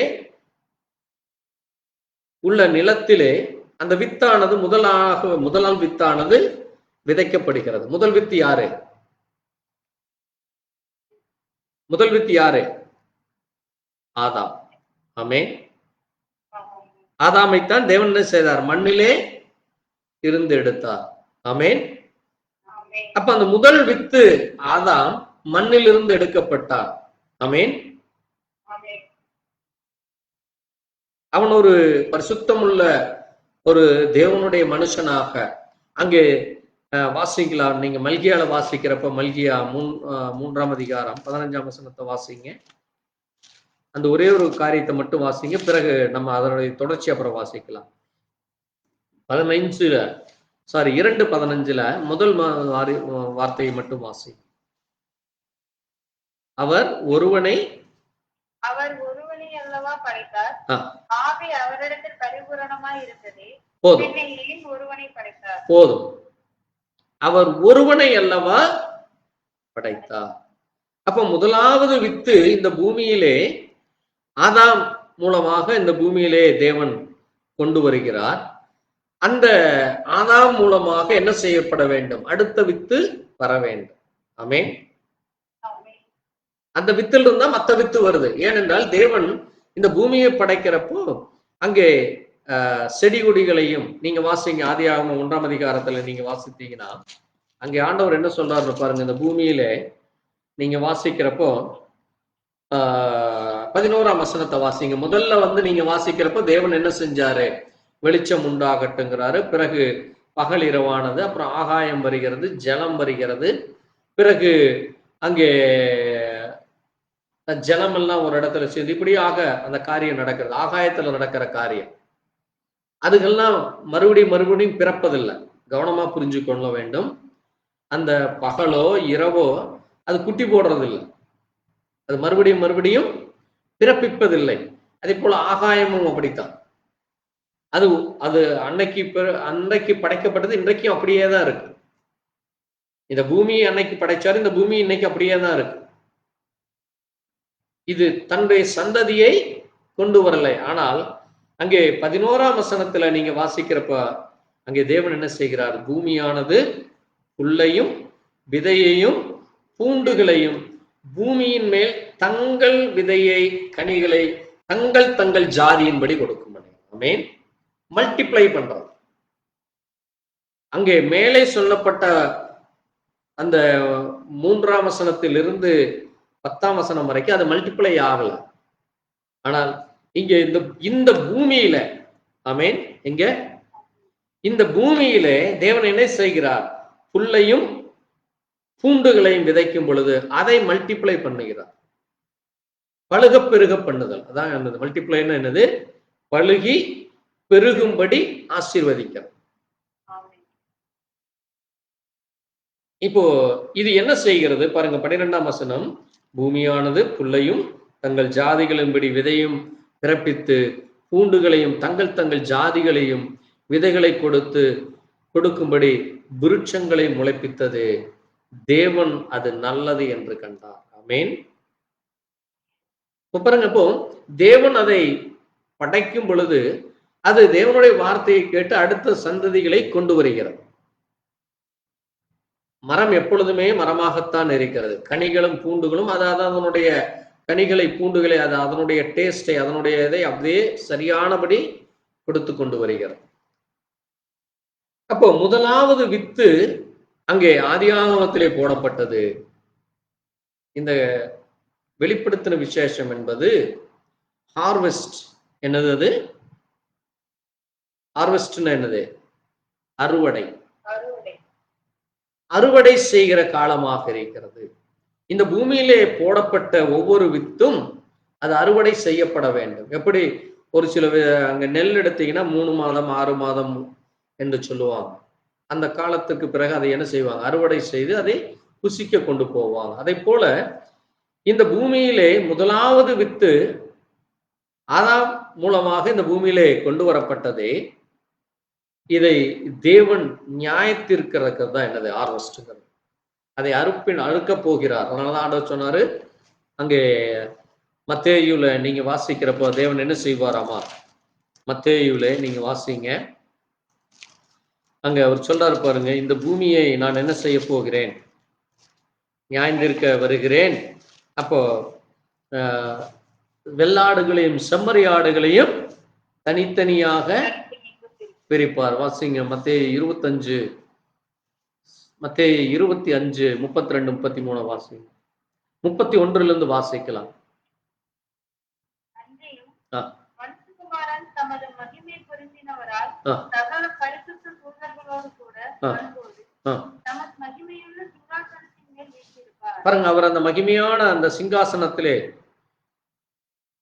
அங்கே பிதா என்கிற ஸ்தானத்திலே அந்த மகிமையான சிங்காசனத்திலே உட்கார்ந்து இருந்தார். இன்றைக்கு அவர் மனுஷகுமாரனாக அந்த பூமியிலே நிற்கிறார். அதைத்தான் சொல்றாரு, இந்த மனுஷகுமாரன் அந்த மகிமை பொருந்தின அந்த சிங்காசனத்தில் அவர் உட்கார்ந்து இருப்பார். அப்பொழுது என்ன செய்யப்படுவாங்களாமா? சகல ஜனங்களும் ஆதாம் காலத்திலிருந்து இங்கே இந்த பூமியானது அந்த கோகுமாக யுத்தத்திற்கு பிறகு முற்றிலுமாக அழிக்கப்பட்ட பிறகு அங்கே அந்த போர்க்காலத்தோடு இந்த முழு உலகம் அழிந்து போகிறது. அந்த கடைசி சந்ததி பிறக்கிற வரைக்கும் அது இன்னும் எவ்வளவு ஆண்டுகள் ஆகும்னு நமக்கு தெரியாது. அப்ப அவ்வளவு ஆண்டுகள் ஆகிற அந்த எல்லா ஜனங்களையும் அவர் என்ன செய்வாராமா? அவருக்கு முன்பாக சேர்க்கப்படுவார்கள். இயேசு கிறிஸ்து நியாயாதிபதியா அங்க வந்து உட்கார்றார். அப்ப என்ன செய்யப்படுவார்களாமா? மெய்ப்பனானவன் செம்மறியாடுகளையும் வெவ்வேறு பிரித்து செம்மறியாடுகளை வலதுபுறமும் வெள்ளாடுகளை இடதுபுறமும் பிரித்து அங்கே அவர் நியாயம் தீர்ப்பார் என்று சொல்லப்பட்டிருக்கிறது. அப்போ அங்கே அது என்ன செய்யப்படுகிறது? ஒன்று கூட்டி சேர்க்கப்பட்டு ஒரு கேதராக்கப்பட்டு அது என்ன செய்யப்படும்? அது அறுவடைக்காக அது காத்து கொண்டிருக்கிறது இன்றைக்கு. ஏனென்றால் அதை தேவன் ரெஸ்டோர் செய்கிறார்.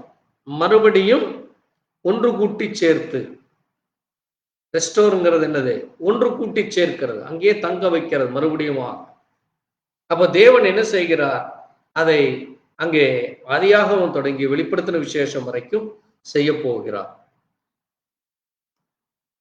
அப்ப நம்முடைய செய்திக்கு தொடக்கமாக இன்றைக்கு எப்படி பழைய ஏற்பாட்டிலே 7 சபை காலங்கள் இருந்தது, அப்ப பழைய ஏற்பாடு எப்படி அந்த முதல் சபை தொடங்கப்பட்டது என்று நம்ம பார்க்கும் பொழுது அது ஆதாம் தொடங்கி அங்கே ஒவ்வொரு காரியமாக இருக்கிறது. நான் இன்னைக்கு முதல் காரியமாக ஆதாம் முதல் ஏனோக்கு வரை எடுத்து நம்ம பேச போகிறோம். ஆதாம் முதல் ஏனோக்கு வரை எடுத்து நம்ம இன்னைக்கு நம்ம தியானிக்கலாம். இங்கே ஆதாம் நமக்கு தெரியும், அவர் இயேசு கிறிஸ்துவுக்கு ஒரு அடையாளமாக இருக்கிறார். ஆமென். ஆதாம் கிறிஸ்துவுக்கு அடையாளமாக இருக்கிறார்.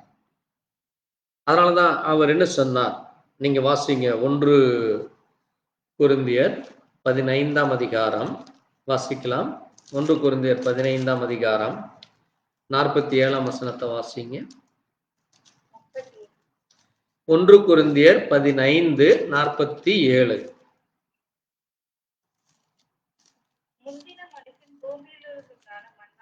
போதும். முந்தின மனுஷன் பூமியிலிருந்து உண்டான மண்ணான. அப்ப இந்த முந்தின மனுஷன் யாரு? ஆதாம். அப்ப இந்த ஆதாம் இவன் பூமியிலிருந்து உண்டான முதல் மனிதனாக இருக்கிறான். அப்ப இந்த மனிதன் அவன் கிறிஸ்துவுக்கு அடையாளமாக இருக்கிறான். ஆமென். அந்த முதல் மனிதன் கிறிஸ்துவுக்கு ஒரு அடையாளமாக இருக்கிறான். அவனுக்கு கொடுக்கப்பட்ட அவனுடைய மனைவி யாரு? ஏவாள். அவள் சபையிலே இருக்கிற மணவாட்டிக்கு அடையாளமாக இருக்கிறாள். ஆமென். அப்போ சபை என்பது ஏவாளுக்கு அடையாளமாக இருக்கிறது, ஸ்திரீக்கு அடையாளமாக இருக்கிறது. ஆண் புருஷன் கிறிஸ்துவுக்கு அடையாளமாக இருக்கு. அதனாலதான் சொன்னாரு, சபை என்னது?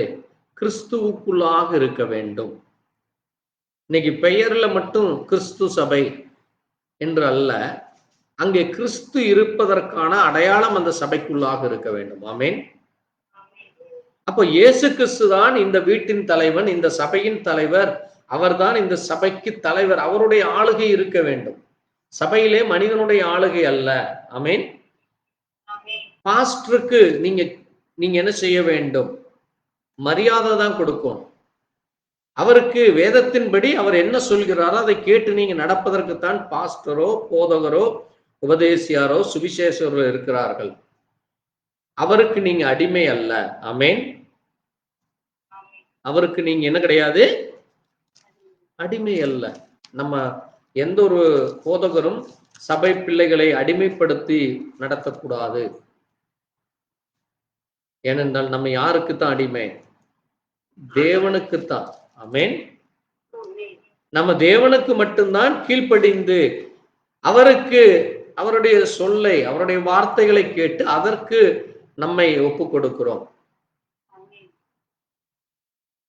அதனாலதான் நீங்க இங்க வேதத்திலே அங்க நீங்க வாசிக்கும் பொழுது அங்கு நீங்க வாசித்தீர்களானால் வாசிங்க. அங்கே வெளிப்படுத்தின விசேஷத்துல இயேசு கிறிஸ்து யார் என்று சொல்லி இருக்கிறதாமா? 17ஆம் அதிகாரம் 1:17 வாசிங்க. பயப்படாதேலிருந்து வாசிங்க. பயப்படாதே, நான் முந்தினவரும். போதும் போதும். நான் யாரா இருக்கிறேன்? முந்தினவர். நான் யாரு? முந்தினவர். 8ஆம் வசனத்திலேயும் சொல்லுது, 2ஆம் அதிகாரம் 8ஆம் வசனத்திலேயும் சொல்லுது, முந்தினவரும். யார் அவரு? முந்தினவரும். அப்படின்னு என்னது? முதன்மையானவர்.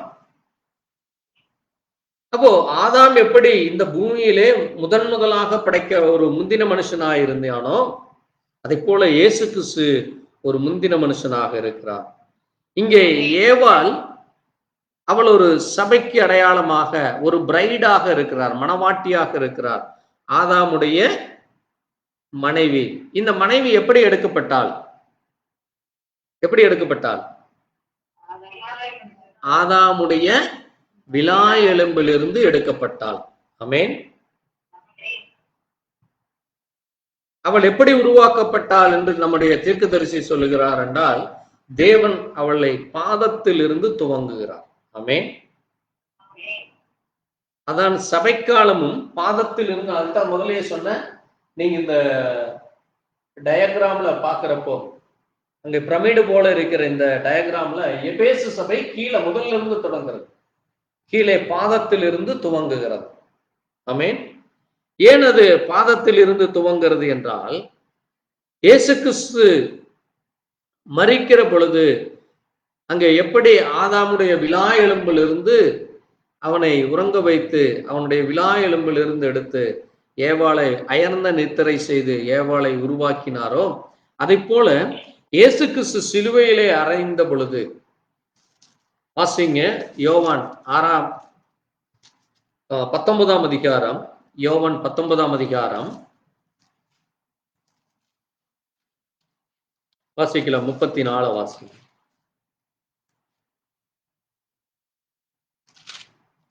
ஆகிலும் ஓர் சேவகரில் ஒருவன் ஈட்டியினாலே அவருடைய விலாவில் குத்தினான். உடனே ரத்தமும் தண்ணீரும் புறப்பட்டது. ஆமென். பாருங்க, இயேசு கிறிஸ்துவனுடைய விலா எலும்பிலிருந்து அங்க என்ன வந்தது? ரத்தமும் தண்ணீரும் வருகிறது. அப்போ சபை இன்றைக்கு இயேசு கிறிஸ்துவனுடைய இரத்தத்தினாலே கழுவப்பட வேண்டும். ஆமென். எப்படி மணவாட்டி அந்த விலா எலும்பிலிருந்து அவள் அந்த ஆதாமுடைய ஒரு துணையாக கொடுக்கப்பட்டாளோ, ஒரு பரிசுத்தமுள்ள ஒரு மணவாட்டியாக அவள் இருந்தாளோ, அதை போல இந்த புதிய ஏற்பாட்டிலேயும் இந்த மணவாளனாகிய இயேசு கிறிஸ்துவனுடைய விலா எலும்பிலிருந்து மணவாட்டியானவள் புறப்பட்டு வருகிறாள். அவள் அந்த விலா எலும்பிலே, இயேசு கிறிஸ்துவனுடைய விலா எலும்பிலே புறப்பட்ட அந்த இரத்தத்தினாலும், தண்ணீர் என்பது ஞானஸ்நானத்திற்கு அடையாளம், ரத்தம் பாவ மன்னிப்புக்கு அடையாளம். ஆமென். அப்போ ஒரு மனிதன் இயேசு கிறிஸ்துவை தெய்வமாக ஏற்றுக்கொண்டு, இவர்தான் என்னுடைய மணவாளன், இவர்தான் என்னுடைய தேவன், இவர்தான் என்னுடைய இரட்சகர், இவர்தான் என்னுடைய புருஷன் என்று ஏற்றுக்கொள்ள பொழுது, அவளுடைய பாவத்தை, அவளுடைய அக்கிரமத்தை, மீறுதலை அவருடைய இரத்தத்திலே கழுவி, அதற்கு அடையாளமாக தண்ணீர் முழுக்கினாலே ஞானஸ்நானம் பெற்று நாம் அவருடைய பெயரை தரித்துக் கொள்கிறோம். ஆமென். அவருடைய பெயரை நம்ம இப்ப எப்படி தரித்திருக்கிறோம்? நம்ம யாரு? நம்ம எல்லாருமே யாரு? நம்ம எல்லாருமே யாரு? வாசிங்க. அப்போஸ்தலர் 11ஆம் அதிகாரம். நம்மளுடைய பேரு என்ன பேரு? ஒருத்தருக்கும் தெரிய மாட்டேங்குது. நம்ம நீங்க எல்லாம் யாருன்னே தெரியல. நீங்க யாருன்னே தெரியாம உட்கார்ந்து இருக்க கூடாது. வாசிங்க அப்போஸ்தலர் 11:26 வாசிங்க. அவர்கள் ஒரு வருஷ காலமாய் சபையோட கூடி இருந்து அநேக ஜனங்களுக்கு உபதேசம் பண்ணினார்கள். முதல் அந்தியோகியாவிலே சீஷர்களுக்கு கிறிஸ்தவர்கள் என்கிற பேர் வழங்கிற்று. நீங்க யாரு? இந்த பேர் வாயில வர மாட்டேங்குது யாருக்கும். அவருடைய பேர் என்னது? அவர் பேர் என்னது? கிறிஸ்து. அப்ப நீங்க கிறிஸ்துவிலிருந்து புறப்பட்ட கிறிஸ்தவர்கள். ஆமென்.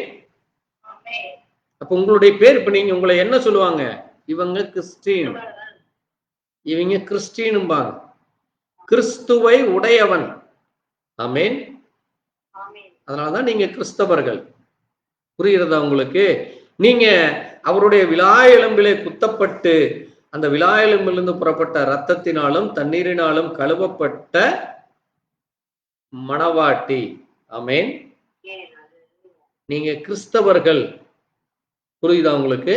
அப்ப பழைய ஏற்பாட்டிலே எப்படி ஏவாள் ஆதாமுடைய விலா எலும்பிலிருந்து எடுக்கப்பட்டாலோ, அங்கே சிருஷ்டிக்கப்பட்டாலோ, அதே போல நாமும் இயேசு கிறிஸ்துனுடைய விலா எலும்பிலிருந்து புதிய ஏற்பாட்டின் சபைகள், இந்த 2000 வருடங்களாக இருக்கிற சபைகள், பழைய ஏற்பாட்டில் இருக்கிற சபைகளுக்கு அது நான் இந்த செய்தியில உங்களுக்கு கொண்டு வர, அவங்க எப்படி தேவனுடைய பிள்ளைகளாக இருந்தாங்க, நமக்கு அவர்களுக்குள்ள வித்தியாசத்தை நான் சொல்ல வரேன்.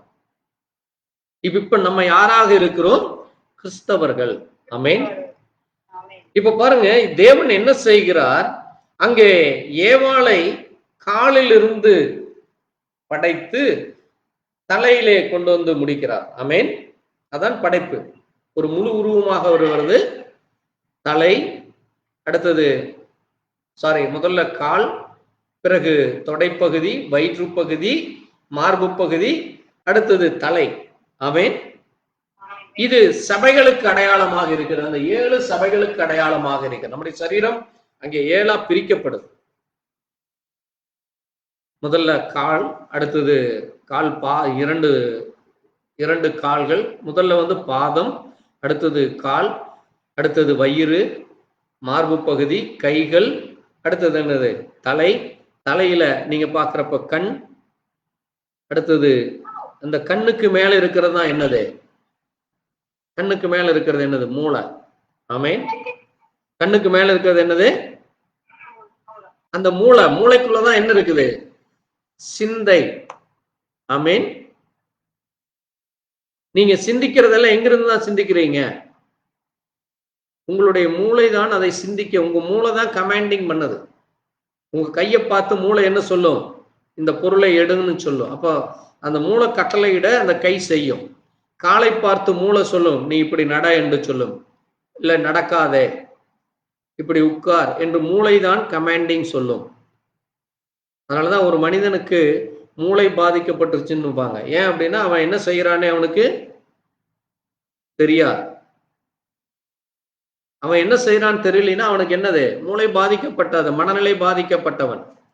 அவன் மனது, மைண்ட் என்ன ஆயிட்டது? பாதிக்கப்பட்டது. அதனாலதான் ஆண்டவர் சொன்னாரு, நீங்க யாரா இருக்கிறீங்க?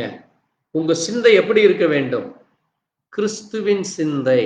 ஆமென். புரியுதா உங்களுக்கு? இப்ப நீங்க மைண்டா இருக்கிறீங்க.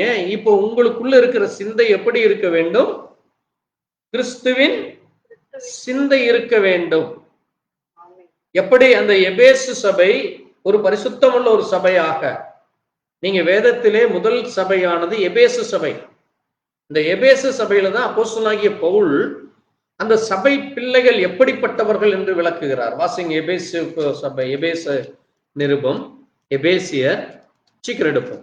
எபேசியர் 1ஆம் அதிகாரத்துல ஒரு சபை எப்படிப்பட்டது, தேவனுடைய பிள்ளைகள் எப்படிப்பட்டவர்கள் என்று அவர் சொல்றார். வாசிப்போம். எபேசிய சபை 1ஆம் அதிகாரம், எபேசியர் நிருபம் 1ஆம் அதிகாரம் 3ஆம் வசனத்திலிருந்து வாசிங்க. நம்முடைய கர்த்தராகிய இயேசு கிறிஸ்துவின் பிதாவாகிய தேவனுக்கு ஸ்தோத்திரம். அவர் கிறிஸ்துவுக்குள் உன்னதங்களிலே ஆவிக்குரிய சகல ஆசீர்வாதங்களினாலும் நம்மை ஆசீர்வதித்திருக்கிறார். பாருங்க, நம்மை இயேசு கிறிஸ்துவுக்குள்ளாக உன்னதங்களிலே அந்த மகிமையான அந்த ஸ்தலத்துல அது எங்க இருக்குது? உன்னதமா இருக்குது, உயர்ந்த இடத்துல இருக்கிறது. இப்ப நம்முடைய மூளை எங்க இருக்குது? காலிலேயோ கையிலேயோ அல்லது வயிற்று பகுதியிலேயோ தொடை பகுதியிலேயோ அல்லது இடுப்பு பகுதியிலேயோ அல்லது மார்பு பகுதியிலேயோ அல்ல. நம்முடைய தலையில இருக்கிற டாப் போர்ஷன்ல இருக்கு. அதான் என்னது? உன்னதம். ஆமென். அப்போ தேவன் நம்ம எங்க வச்சிருக்காரு? உன்னதத்திலே. ஆமென். அந்த உன்னதத்திலே இருக்கிற அந்த ஆவிக்குரிய சகல ஆசீர்வாதங்களிலும் நம்மை ஆசீர்வதித்திருக்கிறார். அது மட்டுமல்ல, வாசிங்க, அடுத்த வசனம் சொல்லுது பாருங்க, அதான் மிக முக்கியமானது. நமக்கு முன்பாக நாம் அன்பில் பரிசுத்தம் உள்ளவர்களும் குற்றமில்லாதவர்களுமாய் இருப்பதற்கு அவர் உலக தோற்றத்திற்கு முன்னே கிறிஸ்துவுக்குள் நம்மை தெரிந்து கொண்டபடியே. ஆமென். பாருங்க, நம்ம யாராக இருக்க வேண்டும், நாம் எப்படிப்பட்ட ஒரு பரிசுத்தம் உள்ள, அதைத்தான் நான் சொன்னேன். அந்த ஒரு மணவாட்டி என்பவள், அவள் எப்படிப்பட்டவளாக இருக்க வேண்டும்? பரிசுத்தமுள்ள கற்புள்ள கன்னிகை, பரிசுத்தமுள்ள ஒரு கன்னிகை. அப்படி நீங்க பரிசுத்தமாக இருப்பதற்கு, நீங்கள் குற்றமில்லாமல் இருப்பதற்கு, அங்கே நீங்கள் அவருக்குள் அந்த அன்பை உடையவர்களாய் இருப்பதற்கு, எப்படி கணவன் மனைவியை நேசிக்கிறானோ மனைவியும் கணவனை நேசிக்க வேண்டும். கணவன் மட்டும் நேசித்தா பத்தா, மனைவி முழுவதுமாக கணவனை நேசிக்க வேண்டும். ஆமென். அதான் அங்கே தேவ அன்பு. அதற்காக தேவன் என்ன செய்தாராமா? உலக தோற்றத்திற்கு முன்னே யாருக்குள்ள முன்குறித்திருக்கிறாரு? கிறிஸ்துவுக்குள். ஆமென். அதனாலதான் நம்ம தேவன் ஒருவரே என்று சொல்லுகிறோம். அந்த ஆவியான தேவன், பரிசுத்தமுள்ள தேவன், பிதாவாகிய தேவன், அனாதியான தேவன், ஏலோகிமான தேவன், எல்ஷடாயான தேவன், ஏலோகிமான தேவன், யாவேவான தேவன், யெகோவாவான தேவன். பழைய ஏற்பாட்டிலே அவருக்கு ஆயிரக்கணக்கான பேர், அவருக்கு சுமார் 6000த்திற்கு மேற்பட்ட பெயர்கள். பழைய ஏற்பாட்டிலே எவ்வளவு? 6000த்திற்கு மேற்பட்ட பெயர்கள் இருக்கிறது. யெகோவா, யெகோவா நிஷி, யெகோவா ஷம்மா, யெகோவா ரஃபா, யெகோவா ஷாலோம், இப்படி பேர் சொல்லிட்டே இருக்கலாம். காட், ஆல்மைட்டி காட், ஓமினிப்ரெசன்ட், ஓமினிபொட்டன்ட், இப்படி சொல்லிட்டே இருக்கலாம் அவர். அப்படிப்பட்ட அந்த தேவன், அவருடைய பெயர் பழைய ஏற்பாட்டிலே மறைக்கப்பட்டதாக இருந்தது. அவரை லார்ட் என்றும் காட் என்றும் அழைத்தார்கள், கர்த்தர் என்றும் தேவன் என்றும் அழைத்தார்கள். அவரை பிதா என்று அழைத்தார்கள். அவருக்கு இந்த பூமியிலே வரும் பொழுது கொடுக்கப்பட்ட பெயர் இயேசு. அவர் வெறுமனே இயேசு அல்ல. இன்னைக்கு ஒன்லி ஜீசஸ் தான் அதை சொல்லுவாங்க, வெறுமனே இயேசு. we are not a only Jesus people. நாம் ஒரு வெறும் இயேசு என்கிற பெயரை சொல்லுகிறவர்கள் அல்ல. ஏனென்றால் அது ஒரு குரூப் இருக்கிறாங்க, ஒன்லி ஜீசஸ். அவங்க இயேசுவை மட்டும்தான் நம்புவார்கள், பிதாவையோ பரிசுத்தாவியோ நம்ப மாட்டாங்க. ஆமென். நம்ம ஒன்லி ஜீசஸ் அல்ல. ஒன்லி ஜீசஸ்னா என்னது? இயேசு மட்டுமே. அவர் இன்றைக்கு பரிசுத்தாவியாய் நமக்குள்ள இருக்கிறார், கிறிஸ்துவாக இருக்கிறார். ஆமென். அதான் கிறிஸ்துவை உடையவர்கள். பரிசுத்தாவியாக அவர் கிறிஸ்துவாக இருக்கிறார். அந்நிய பாஷை நமக்கு உண்டு, பரிசுத்தாவினுடைய அபிஷேகம் நமக்கு உண்டு. நமக்கு தேவனுடைய அங்கே வார்த்தைகள், ஒவ்வொரு வார்த்தைகளையும் விசுவாசிக்கிறோம். பழைய ஏற்பாடையும் விசுவாசிக்கிறோம், புதிய ஏற்பாட்டையும் விசுவாசிக்கிறோம். பழைய ஏற்பாட்டை நாம் தள்ளுவதில்லை. இன்னைக்கு அநேகர் பழைய ஏற்பாட்டை வாசிப்பதில்லை. பழைய ஏற்பாடு அது பழைய காலத்திற்கு என்று. அப்படி அல்ல. பழைய ஏற்பாடு இல்லாமல் புதிய ஏற்பாடு இல்லை. பழைய ஏற்பாட்டிலே சொல்லப்பட்ட அநேக காரியங்கள் புதிய ஏற்பாட்டில் இருக்கிறது.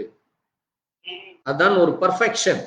எப்படி இந்த எபேசு சபை ஒரு பர்ஃபெக்ஷனாக இருந்தது, அதைத்தான் இங்க அவர் சொல்றாரு. அங்கே முன்னே எப்படிப்பட்டவர்களாமா?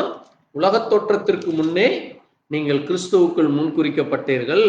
அது மட்டுமல்ல, 13ஆம் வசனம் சொல்றாரு பாருங்க, ரட்சிப்பின் சுவிசேஷ சத்திய வசனத்தை கேட்டு விசுவாசிகளான பொழுது வாக்குத்தத்தம் பண்ணப்பட்ட பரிசுத்தாவியால் அவருக்குள் முத்தரிக்கப்பட்டீர்கள். ஆமென். அது மட்டுமல்ல, பாருங்க 2ஆம் அதிகாரத்துல 11ஆம் வசனத்துல சொல்றாரு, முன்னே மாம்சத்தின்படி புறஜாதியராய் இருந்து. ஆமென். இந்த எபேசியர்கள் புறஜாதிகள். அதான் முதல் சபை எபேசு சபை என்பது புறஜாதிகளுக்கான சபை. இந்த புறஜாதி சபை பார்த்துதான் அங்கே பவுல் சொல்றாரு, முன்னே மாம்சத்தின்படி புறஜாதியராய் இருந்தீர்கள், மாம்சத்தினாலே கையிலே செய்யப்பட்ட விருத்த சேதனம் உடையவர்களால் விருத்த சேதனம் இல்லாதவர்கள் எண்ணப்பட்டீர்கள். பழைய ஏற்பாட்டிலே புறஜாதிகள் யாரும் விருத்த சேதனம் செய்ய மாட்டாங்க. ஆமென். யார்தான் விருத்த சேதனம் செய்தார்? இஸ்ரவேலர்கள் மட்டும்தான் செய்தாங்க விருத்த சேதனம். அது மட்டுமல்ல, தேவனை ஆராதிக்கிறது, அந்த தேவனுடைய ஆலயத்திற்குள்ளே செல்வது அவர்கள் மட்டும்தான். புறஜாதிகளுக்குள்ள அங்கு அனுமதியே இல்லை. அங்கு ஊழியம் செய்த லேவியர்கள் ஆகட்டும், அங்கே இருக்கிற அந்த 12 கோத்திரத்துக்காரர்கள் தான் அதுக்குள்ள போவாங்க. இன்றைக்கு எப்படி புறஜாதிகளுடைய ஒரு சில ஆலயங்களுக்குள்ள அங்க முன்னாடி போர்டு போட்டிருப்பாங்க, அந்நிய மதத்தர்கள் அனுமதி இல்லை, புறமதஸ்தர்கள் உள்ள அனுமதி இல்லைன்னு போடுவாங்க. அங்க ஒரு சில வழிபாடுகள்ல நீங்க அந்த வழிபாடின்படி, அங்க நீங்க கேரளா குருவாயூர்லாம் போனீங்கன்னா நீங்க சரட்டு போடக்கூடாது. ஆண்கள், பெண்களுக்கு அங்க உள்ள போறக்கு அனுமதி இல்லை. ஆண்கள் போலாம். ஆண்கள் அந்த இது மட்டும்தான், சரட்டு இல்லாம தான் போவாங்க, வேஷ்டி கட்டி தான் போவாங்க. இப்படி ஒவ்வொரு இடத்துல ஒவ்வொரு மாதிரி இருக்கு. நான் ஒரு எக்ஸாம்பிள் சொன்னேன். சரி பாருங்க, அதை போல அங்கே பழைய ஏற்பாட்டிலே அங்கே விருத்த சேதனம் இல்லாதவர்களாக எண்ணப்பட்டீர்கள். அது மட்டுமல்ல, 12ஆம் வசனம் சொல்லுது, வாசிங்க. எபேசியர் 2:12. கிறிஸ்துவை சேராதவர்கள். ஆமென். அக்காலத்துல கிறிஸ்து இருந்தாரா? இருந்தார். அவர் எப்படி இருந்தார்? பிதாவா இருந்தார். ஆமென். அதனாலதான் அக்காலத்துல கிறிஸ்துவை சேராதவர்களும் இஸ்ரவேலுடைய காணியாட்சிக்கு புறம்பானவர்களும் வாக்குத்தத்தத்தின் உடன்படிக்கைகளுக்கு அந்நியர். ஆண்டவர் அங்கே ஆபிரகாமுக்கு அந்த வாக்குத்தத்தத்தை கொடுக்கிறார். அந்த வாக்குத்தத்தத்திற்கு இவர்கள் அந்நியர்களா இருக்கிறாங்க. அதனாலதான் ஆண்டவர் சொன்னாரு, அங்க நீங்க இதுல வாசிக்கிறப்போ யாத்ராகமத்துல அவர் சொல்றாரு, புறஜாதிகளை உங்களை விட்டு நான் துரத்துவேன். ஆமென். உங்களுக்கு கொடுக்கிற அந்த கானான் தேசத்திலே புறஜாதிகளே இருக்க மாட்டாங்க. நான் அவர்களை புறஜாதிகளை துரத்தி நான் உங்களுக்கு அந்த தேசத்தை உங்களுக்கு கொடுப்பேன். அந்த 7 ஜாதிகள் அங்க இருந்தது. எல்லாமே 7ல வரும். 7 அது முடிவுக்கு அடையாளமாக இருக்கிறது. வாரத்தில் 7ஆம் நாள், 7ஆம் நாள் தேவன் ஓய்ந்த நாளாக இருக்கிறது. அது ஓய்வின் நாள், முடிவின் நாளாக இருக்கிறது. அதனாலதான் நம்ம இந்த முடிவு காலத்தில் இருக்கிறோம். ஆமென். பாருங்க, இங்க தேவன் என்ன சொல்றாரு பாருங்க, கிறிஸ்துவை சேராதவர்களும் இஸ்ரவேலுடைய காணியாட்சிக்கு புறம்பானவர்களும் வாக்குத்தத்தத்தின் உடன்படிக்கை அந்நியர்களும் நம்பிக்கை இல்லாதவர்களும். அன்றைக்கு இருந்த புறஜாதிகள் இயேசு கிறிஸ்துவுடைய நம்பிக்கை இல்லை. அவர்கள் வானத்தையும் பூமியையும் அல்லது தேவனாலே படைக்கப்பட்ட சிருஷ்டிகளை தொழுது கொண்டு வந்தார். அங்கே சந்திரனையும் சூரியனையும், அங்கே பலகணிகளையும், அங்கே மரங்களையும் செடி கொடிகளையும் நிலங்களையும் ஆடு மாடுகளையும் தெய்வங்களாக தொழுது கொண்டு வந்தார்கள். அதான் புறஜாதி வழிபாடு. அப்ப இப்படிப்பட்டவர்கள் நம்பிக்கை இல்லாதவர்களும், அது மட்டுமல்ல, இவ்வுலகத்தில் தேவனற்றவர்களுமாயிருந்தீர்கள். அவர்கள் தேவன் உடையவர்களாக அல்ல. ஆமென். அவர்கள் எப்படிப்பட்டவர்களாக இருந்தார்கள்? தேவனற்றவர்களுமாயிருந்தீர்கள். முன்னே தூரமாயிருந்த இப்பொழுதோ கிறிஸ்து இயேசுவுக்குள் கிறிஸ்துவின் ரத்தத்தினாலே சமீபமானீர்கள். ஆமென். அப்ப இப்ப நம்ம யாராக இருக்கிறோம்? இயேசு கிறிஸ்துவனுடைய மனவாட்டியாக இருக்கிறோம். அதைத்தான் இங்கே வாசிங்க. வெளிப்படுத்தின விசேஷம் 19ஆம் அதிகாரம் 7ஆம் வசனத்தை வாசிங்க. 19, 7 மற்றும் 9 வாசிக்கலாம். பாருங்க, நாம சந்தோஷப்பட்டு களி கூறுவோம், அவரை துதி செலுத்த கடவோம். பாருங்க, ஆட்டுக்குட்டியானவருடைய கல்யாணம் வரப்போகிறது. அவருடைய மனைவி தன்னை, அவருடைய மனைவி யார்? அது பிரைடு யாரு? மணவாட்டி தான். மணவாட்டி சபை எப்படி மணவாளனுடைய பெயரை நாம் தரித்துக் கொள்கிறோமோ இப்ப நம்ம மணவாளனுடைய பெயரை நம்ம தரித்து கொண்டோம். இப்ப நம்ம யாரு? நம்முடைய பேர் என்னது? நம்முடைய பேர் என்னது? இப்பதான் வாசித்தீங்க, அதுக்குள்ள மறந்துட்டீங்களா? சொல்லுங்க. மணவாட்டியுடைய பெயர் என்ன? மறுபடியும் அமினிஷியா வந்துருச்சு எல்லாத்துக்கும். கிறிஸ்தவர்கள். ஆமென். நம்ம யாராக இருக்கிறோம்? தேவனுடைய பிள்ளைகளாக இருக்கிறோம். கிறிஸ்துவை உடையவர்களாக இருக்கிறோம். ஆட்டுக்குட்டியானவருடைய கல்யாணம் வந்தது. இப்ப நம்முடைய பேர் என்னது? நம்முடைய பேர் என்னது? கிறிஸ்தவர்கள். ஆட்டுக்குட்டியருடைய மனைவி, அதான் கிறிஸ்தவர்கள். அங்கே பிரைடு. அந்த பிரைடு தன்னை ஆயத்தம் படிக் கொள்ள வேண்டும். அது மட்டுமல்ல, 9ஆம் வசனம் சொல்லுது பாருங்க, ஆட்டுக்குட்டியான கல்யாண விருந்துக்கு அழைக்கப்பட்டவர்கள் பாக்கியவான். அப்ப தேவன் இன்னைக்கு அழைப்பு கொடுக்கிறார். நீ மணவாட்டியாய் மாறு, தேவனுடைய அங்க பரிசுத்தமுள்ள ஒரு ஜாதியாய் மாறு, நீ அவரை தரித்துக்கொள். அந்த விருந்துக்கு தேவன் அழைக்கிறார். அதனால ஆண்டவர் சொல்றார், அழைக்கப்பட்டவர்களோ அநேகர், தெரிந்து கொள்ளப்பட்டவர்களோ சிலர் என்று சொல்றார். அப்ப தேவன் நம்மை அந்த மணவாட்டியாக நம்மை அவர் ஆயத்தப்படுத்துகிறார். அங்கே முதல் சபையாகிய எபேசு சபையிலே அங்கே நாம் உலகத் தோற்றத்திற்கு முன்பாக முன்குறிக்கப்பட்டோம். அந்த எபேசு சபையானது ஒரு மிக பரிசுத்தம் உள்ள சபையாக இருந்தது, உண்மையுள்ள சபையாக இருந்தது. ஆனால் பவுலுக்கு ஒரு சந்தேகம் வருகிறது. ஆமென். பவுலுக்கு ஒரு சந்தேகம் வருகிறது. அதைத்தான் நம்ம இப்போ வாசிப்போம் அதே வசனத்தை. 2 கொரிந்தியர் 11ஆம் அதிகாரம். சீக்கிரம் வாசிப்போம். கர்த்தருக்கு சித்தமானால் வரும் வாரங்கள்ல அதனுடைய தொடர்ச்சியை நம்ம தியானிக்கலாம். 2 கொரிந்தியர் 11ஆம் அதிகாரம் 1-2 2-3 வாசிக்கலாம். சீக்கிரம் எடுத்து வாசிங்க. நான் உங்களை கற்புள்ள கன்னியர் கிறிஸ்து என்னும் ஒரே புருஷனுக்கு ஒப்புக் கொடுக்க நியமித்தபடியால் உங்களுக்காக தேவ வைராக்கியமான வைராக்கியங்களை கொண்டிருக்கிறேன். ஆகிலும் சர்ப்பமானது தன்னுடைய தந்திரத்தினாலே ஏவாளை வஞ்சித்தது போல உங்கள் மனதும் கிறிஸ்துவை பற்றிய உண்மை என்று விலகும்படி கெடுக்கப்படுமோ என்று பயந்திருக்கிறேன். பாருங்க, இப்போ சர்ப்பமானது என்ன செய்ததாமா? ஏவாளை தன்னுடைய வஞ்சகத்தினாலே ஏமாற்றி போட்டது போல, அவளை வஞ்சித்தது போல. அப்போ சர்ப்பம் ஏவாளை வஞ்சிப்பதற்கு முன்பாக அவள் எப்படிப்பட்டவளாக இருந்தாள்? ஒரு உண்மையுள்ளவளாக, ஒரு பரிசுத்தம் உள்ளவளாக, தன்னுடைய கணவன் மேல் அன்பு செலுத்துகிறவர்களாக, இயேசு கிறிஸ்துவுக்கு பிரியமுள்ள ஒரு மகளாக. ஆதாமும் ஏவாளும் தேவனை சந்தித்து கொண்டே இருந்தாங்க, பேசிக்கொண்டே இருந்தாங்க. அவர்கள் இருவரும் சந்தோஷமாய் ஒவ்வொரு நாளும் தேவனோடு பேசிக் கொண்டிருந்தார்கள். ஆமென். தேவனுடைய சத்தத்திற்கு கீழ்ப்படிந்து நடந்தார்கள், தேவனுக்கு பிரியமாய் இருந்தார்கள். எப்படி அந்த முதலாம் சபையானது ஒரு பரிசுத்தம் உள்ள முன்குறிக்கப்பட்ட ஒரு சந்தோஷத்தின் சபை, சமாதானத்தின் சபை, பரிசுத்தாவியினாலே நிரம்பின சபை. அங்கே பவுலுடைய காலத்துல நீங்க பார்த்தீங்கன்னா கொரிந்து சபையாகட்டும், எபேசு சபையாகட்டும், அவர் சென்ற ஒவ்வொரு பட்டணத்திலேயும், ரோம பட்டணம், இப்படி எல்லா பட்டணங்களிலேயும் தேவனுடைய வல்லமை, தேவனுடைய கிருபை, தேவனுடைய இரக்கம், தேவனுடைய அன்பு, ஆசீர்வாதம் எல்லா இடங்களிலேயும் அந்த சீஷர்கள் மூலமாக எல்லோருக்கும் கிடைத்தது. ஆமென். அதான் முதல் சபை. அந்த முதல் சபை அது வஞ்சிக்கப்பட்டது. ஏவாள் வஞ்சிக்கப்பட்டாள். ஏவாள் எப்படி வஞ்சிக்கப்பட்டாள்? ஏவாள் எப்படி ஏமாற்றப்பட்டாள்? ஏவாள் என்ன செய்தாள்? அதை போல இந்த சபை என்ன செய்தது என்று நம்ம வரும் வாரங்களிலே தியானிக்கலாம். ஏனென்றால் அன்றைக்கு நடந்ததுதான் இன்றைக்கும் நடக்கும். அன்றைக்கு என்ன நடந்ததோ அது மறுபடியுமாக இன்றைக்கும் நடந்து கொண்டிருக்கிறது. ஆகவே தேவனுடைய பிள்ளைகளாகி நாம் மிகவும் எச்சரிக்கையாக இருக்க வேண்டும் என்றுதான் இந்த வேதத்திலே சொல்லப்பட்டிருக்கு. ஆமென். நாம் மிகவும் எச்சரிக்கையோடு இருக்க வேண்டும். நாம் வஞ்சிக்கப்படக்கூடாது. உங்களை வஞ்சித்து விடுமோ என்று நான் பயந்திருக்கிறேன் என்று சொல்றார்.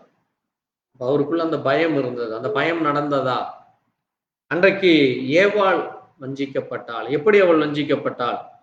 அதனாலே என்ன நடந்தது என்று வரும் நாட்களிலே நம்ம தியானிப்போம். கர்த்தர் தாமே கேட்ட வசனங்களை, அதை புரிந்து கொள்கிற அந்த ஞானத்தையும், அதை உணர்ந்து கொள்கிற அந்த அறிவையும் தேவன் தாமே நமக்கு கொடுத்ததற்காக நன்றி சொல்லி, கேட்ட சத்திய வசனத்திற்காக தேவனுக்கு நன்றி சொல்லி நாம் ஜெபிக்கலாம். நாம் ஜெபிப்போம். எங்களை நேசிக்கிற எங்கள் நல்ல ஆண்டவரே, கர்த்தராகிய இயேசு கிறிஸ்துவே, உம்மை துதிக்கிறோம் அப்பா, உம்மை ஸ்தோத்திரிக்கிறோம். வானத்தையும் பூமியும் படைத்த சர்வ வல்லமையுள்ள தேவனே, அல்பாவும் ஒமேகாவும் ஆதியும் அந்தமுமானவரே, பரிசுத்தமுள்ளவரே, பரிகாரியே, தேவாதி தேவனே, ராஜாதி ராஜனே, கர்த்தாதி கர்த்தனே, கர்த்தராகிய இயேசு கிறிஸ்துவே, உம்மை துதிக்கிறோம் அப்பா, உம்மை ஸ்தோத்திரிக்கிறோம் அப்பா. உம்முடைய அன்புக்காய், உம்முடைய இரக்கத்திற்காய், உம்முடைய கிருபைக்காய், உம்முடைய தயவுக்காய் நன்றி செலுத்துகிறோம். உம்முடைய இரக்கம் பெரியது, உம்முடைய அன்பு பெரியது, உம்முடைய ஆசீர்வாதம் பெரியதாய் இருக்கிறது. நீர் மகிமையும் மகத்துவங்களையும் உடையவராய் இருக்கிறீர். நீர் அற்புதமானவராய் இருக்கிறீர். நீர் ஆலோசனை கர்த்தராய் இருக்கிறீர். நீர் உன்னதமான தேவனாய் இருக்கிறீர் அப்பா. ஆண்டவரே, இதோ நீர் இந்த பூமியிலே மனிதனை படைத்து அந்த மனிதன் தேவ சந்ததியை பெற வேண்டும் என்று நீர் விரும்பி, அந்த மனிதன் மூலமாய் நீர் இந்த பூமியை ஆளும்படியாய் நீர் அவனுக்கு அதிகாரம் கொடுத்தீரப்பா. ஆனால் பிசாசானவனுடைய வஞ்சகத்தினாலே இந்த பூமியிலே ஏற்பட்ட காரியங்கள், அதற்கு முன்பாக என்ன நடந்தது, எப்படியாய் அந்த மனிதனை நீ முன்குறித்தீர், எப்படியாய் இந்த பூமியிலே கொண்டு வந்தீர், அவனுக்கு என்ன அதிகாரங்களை கொடுத்தீர் என்று நாங்கள் வேதத்தில் அறிந்து கொண்டோம் அப்பா. தொடர்ந்து இன்னும் அநேக காரியங்களை, அதே போல இன்றைக்கு இந்த புதிய ஏற்பாட்டிலே ஆண்டவரே, அப்போஸ்தலனாகிய பவுல் மூலமாக நீர் சபைகளுக்கு நீர் எந்த ஆசீர்வாதங்களை வைத்திருக்கிறீர், சபை எப்படிவிதமாக தொடங்கப்பட்டது, அந்த சபையில என்ன காரியங்கள் நடந்தது என்று இப்படி அநேக காரியங்களை குறித்து நாங்கள் தியானித்தோம் அப்பா. ஆண்டவரே, உச்சிதமான வருகிற நாட்களில் இன்னும் அதிகமாய் அறிந்து கொள்ள, அதை புரிந்து கொள்ள தேவ கிருபையை தாரும். இதை மட்டுமாய் உம்முடைய செய்தியை கேட்க, உம்முடைய வார்த்தையை தியானிக்க எங்களுக்கு கிருபை கொடுத்தீர். நாங்கள் உம்மை ஆராதிக்க, தொழுது கொள்ள நீர் எங்களுக்கு பலனை கொடுத்தீரப்பா. தொடர்ந்து உம்முடைய இரக்கம், உம்முடைய தயவு எங்களுக்கு கிடைக்க வேண்டுமா, இயேசு கிறிஸ்துவினுடைய பரிசுத்த நாமத்திலே ஆமென். என் ஆத்மாவே கர்த்தரை ஸ்தோத்திரி, முழு உள்ளமே பரிசுத்த நாமத்தை ஸ்தோத்திரி. என் ஆத்மாவே கர்த்தரை ஸ்தோத்திரி, கர்த்தர் செய்த சகல உபகாரங்களும் மறவாதே. ஆமென். கர்த்தர் தாமே எங்களை ஒவ்வொருவரையும் ஆசீர்வதிப்பாக. எங்களுக்காக, எங்களுடைய ஊழியங்களுக்காக ஜெபித்துக் கொள்ளுங்கள். கர்த்தர் உங்களோடு கொடுப்பாராக. ஆமென். அல்லேலூயா. கர்த்தருக்கு ஸ்தோத்திரம் உண்டாகும். ஆமென். God bless you. Thank you, Jesus. Amen.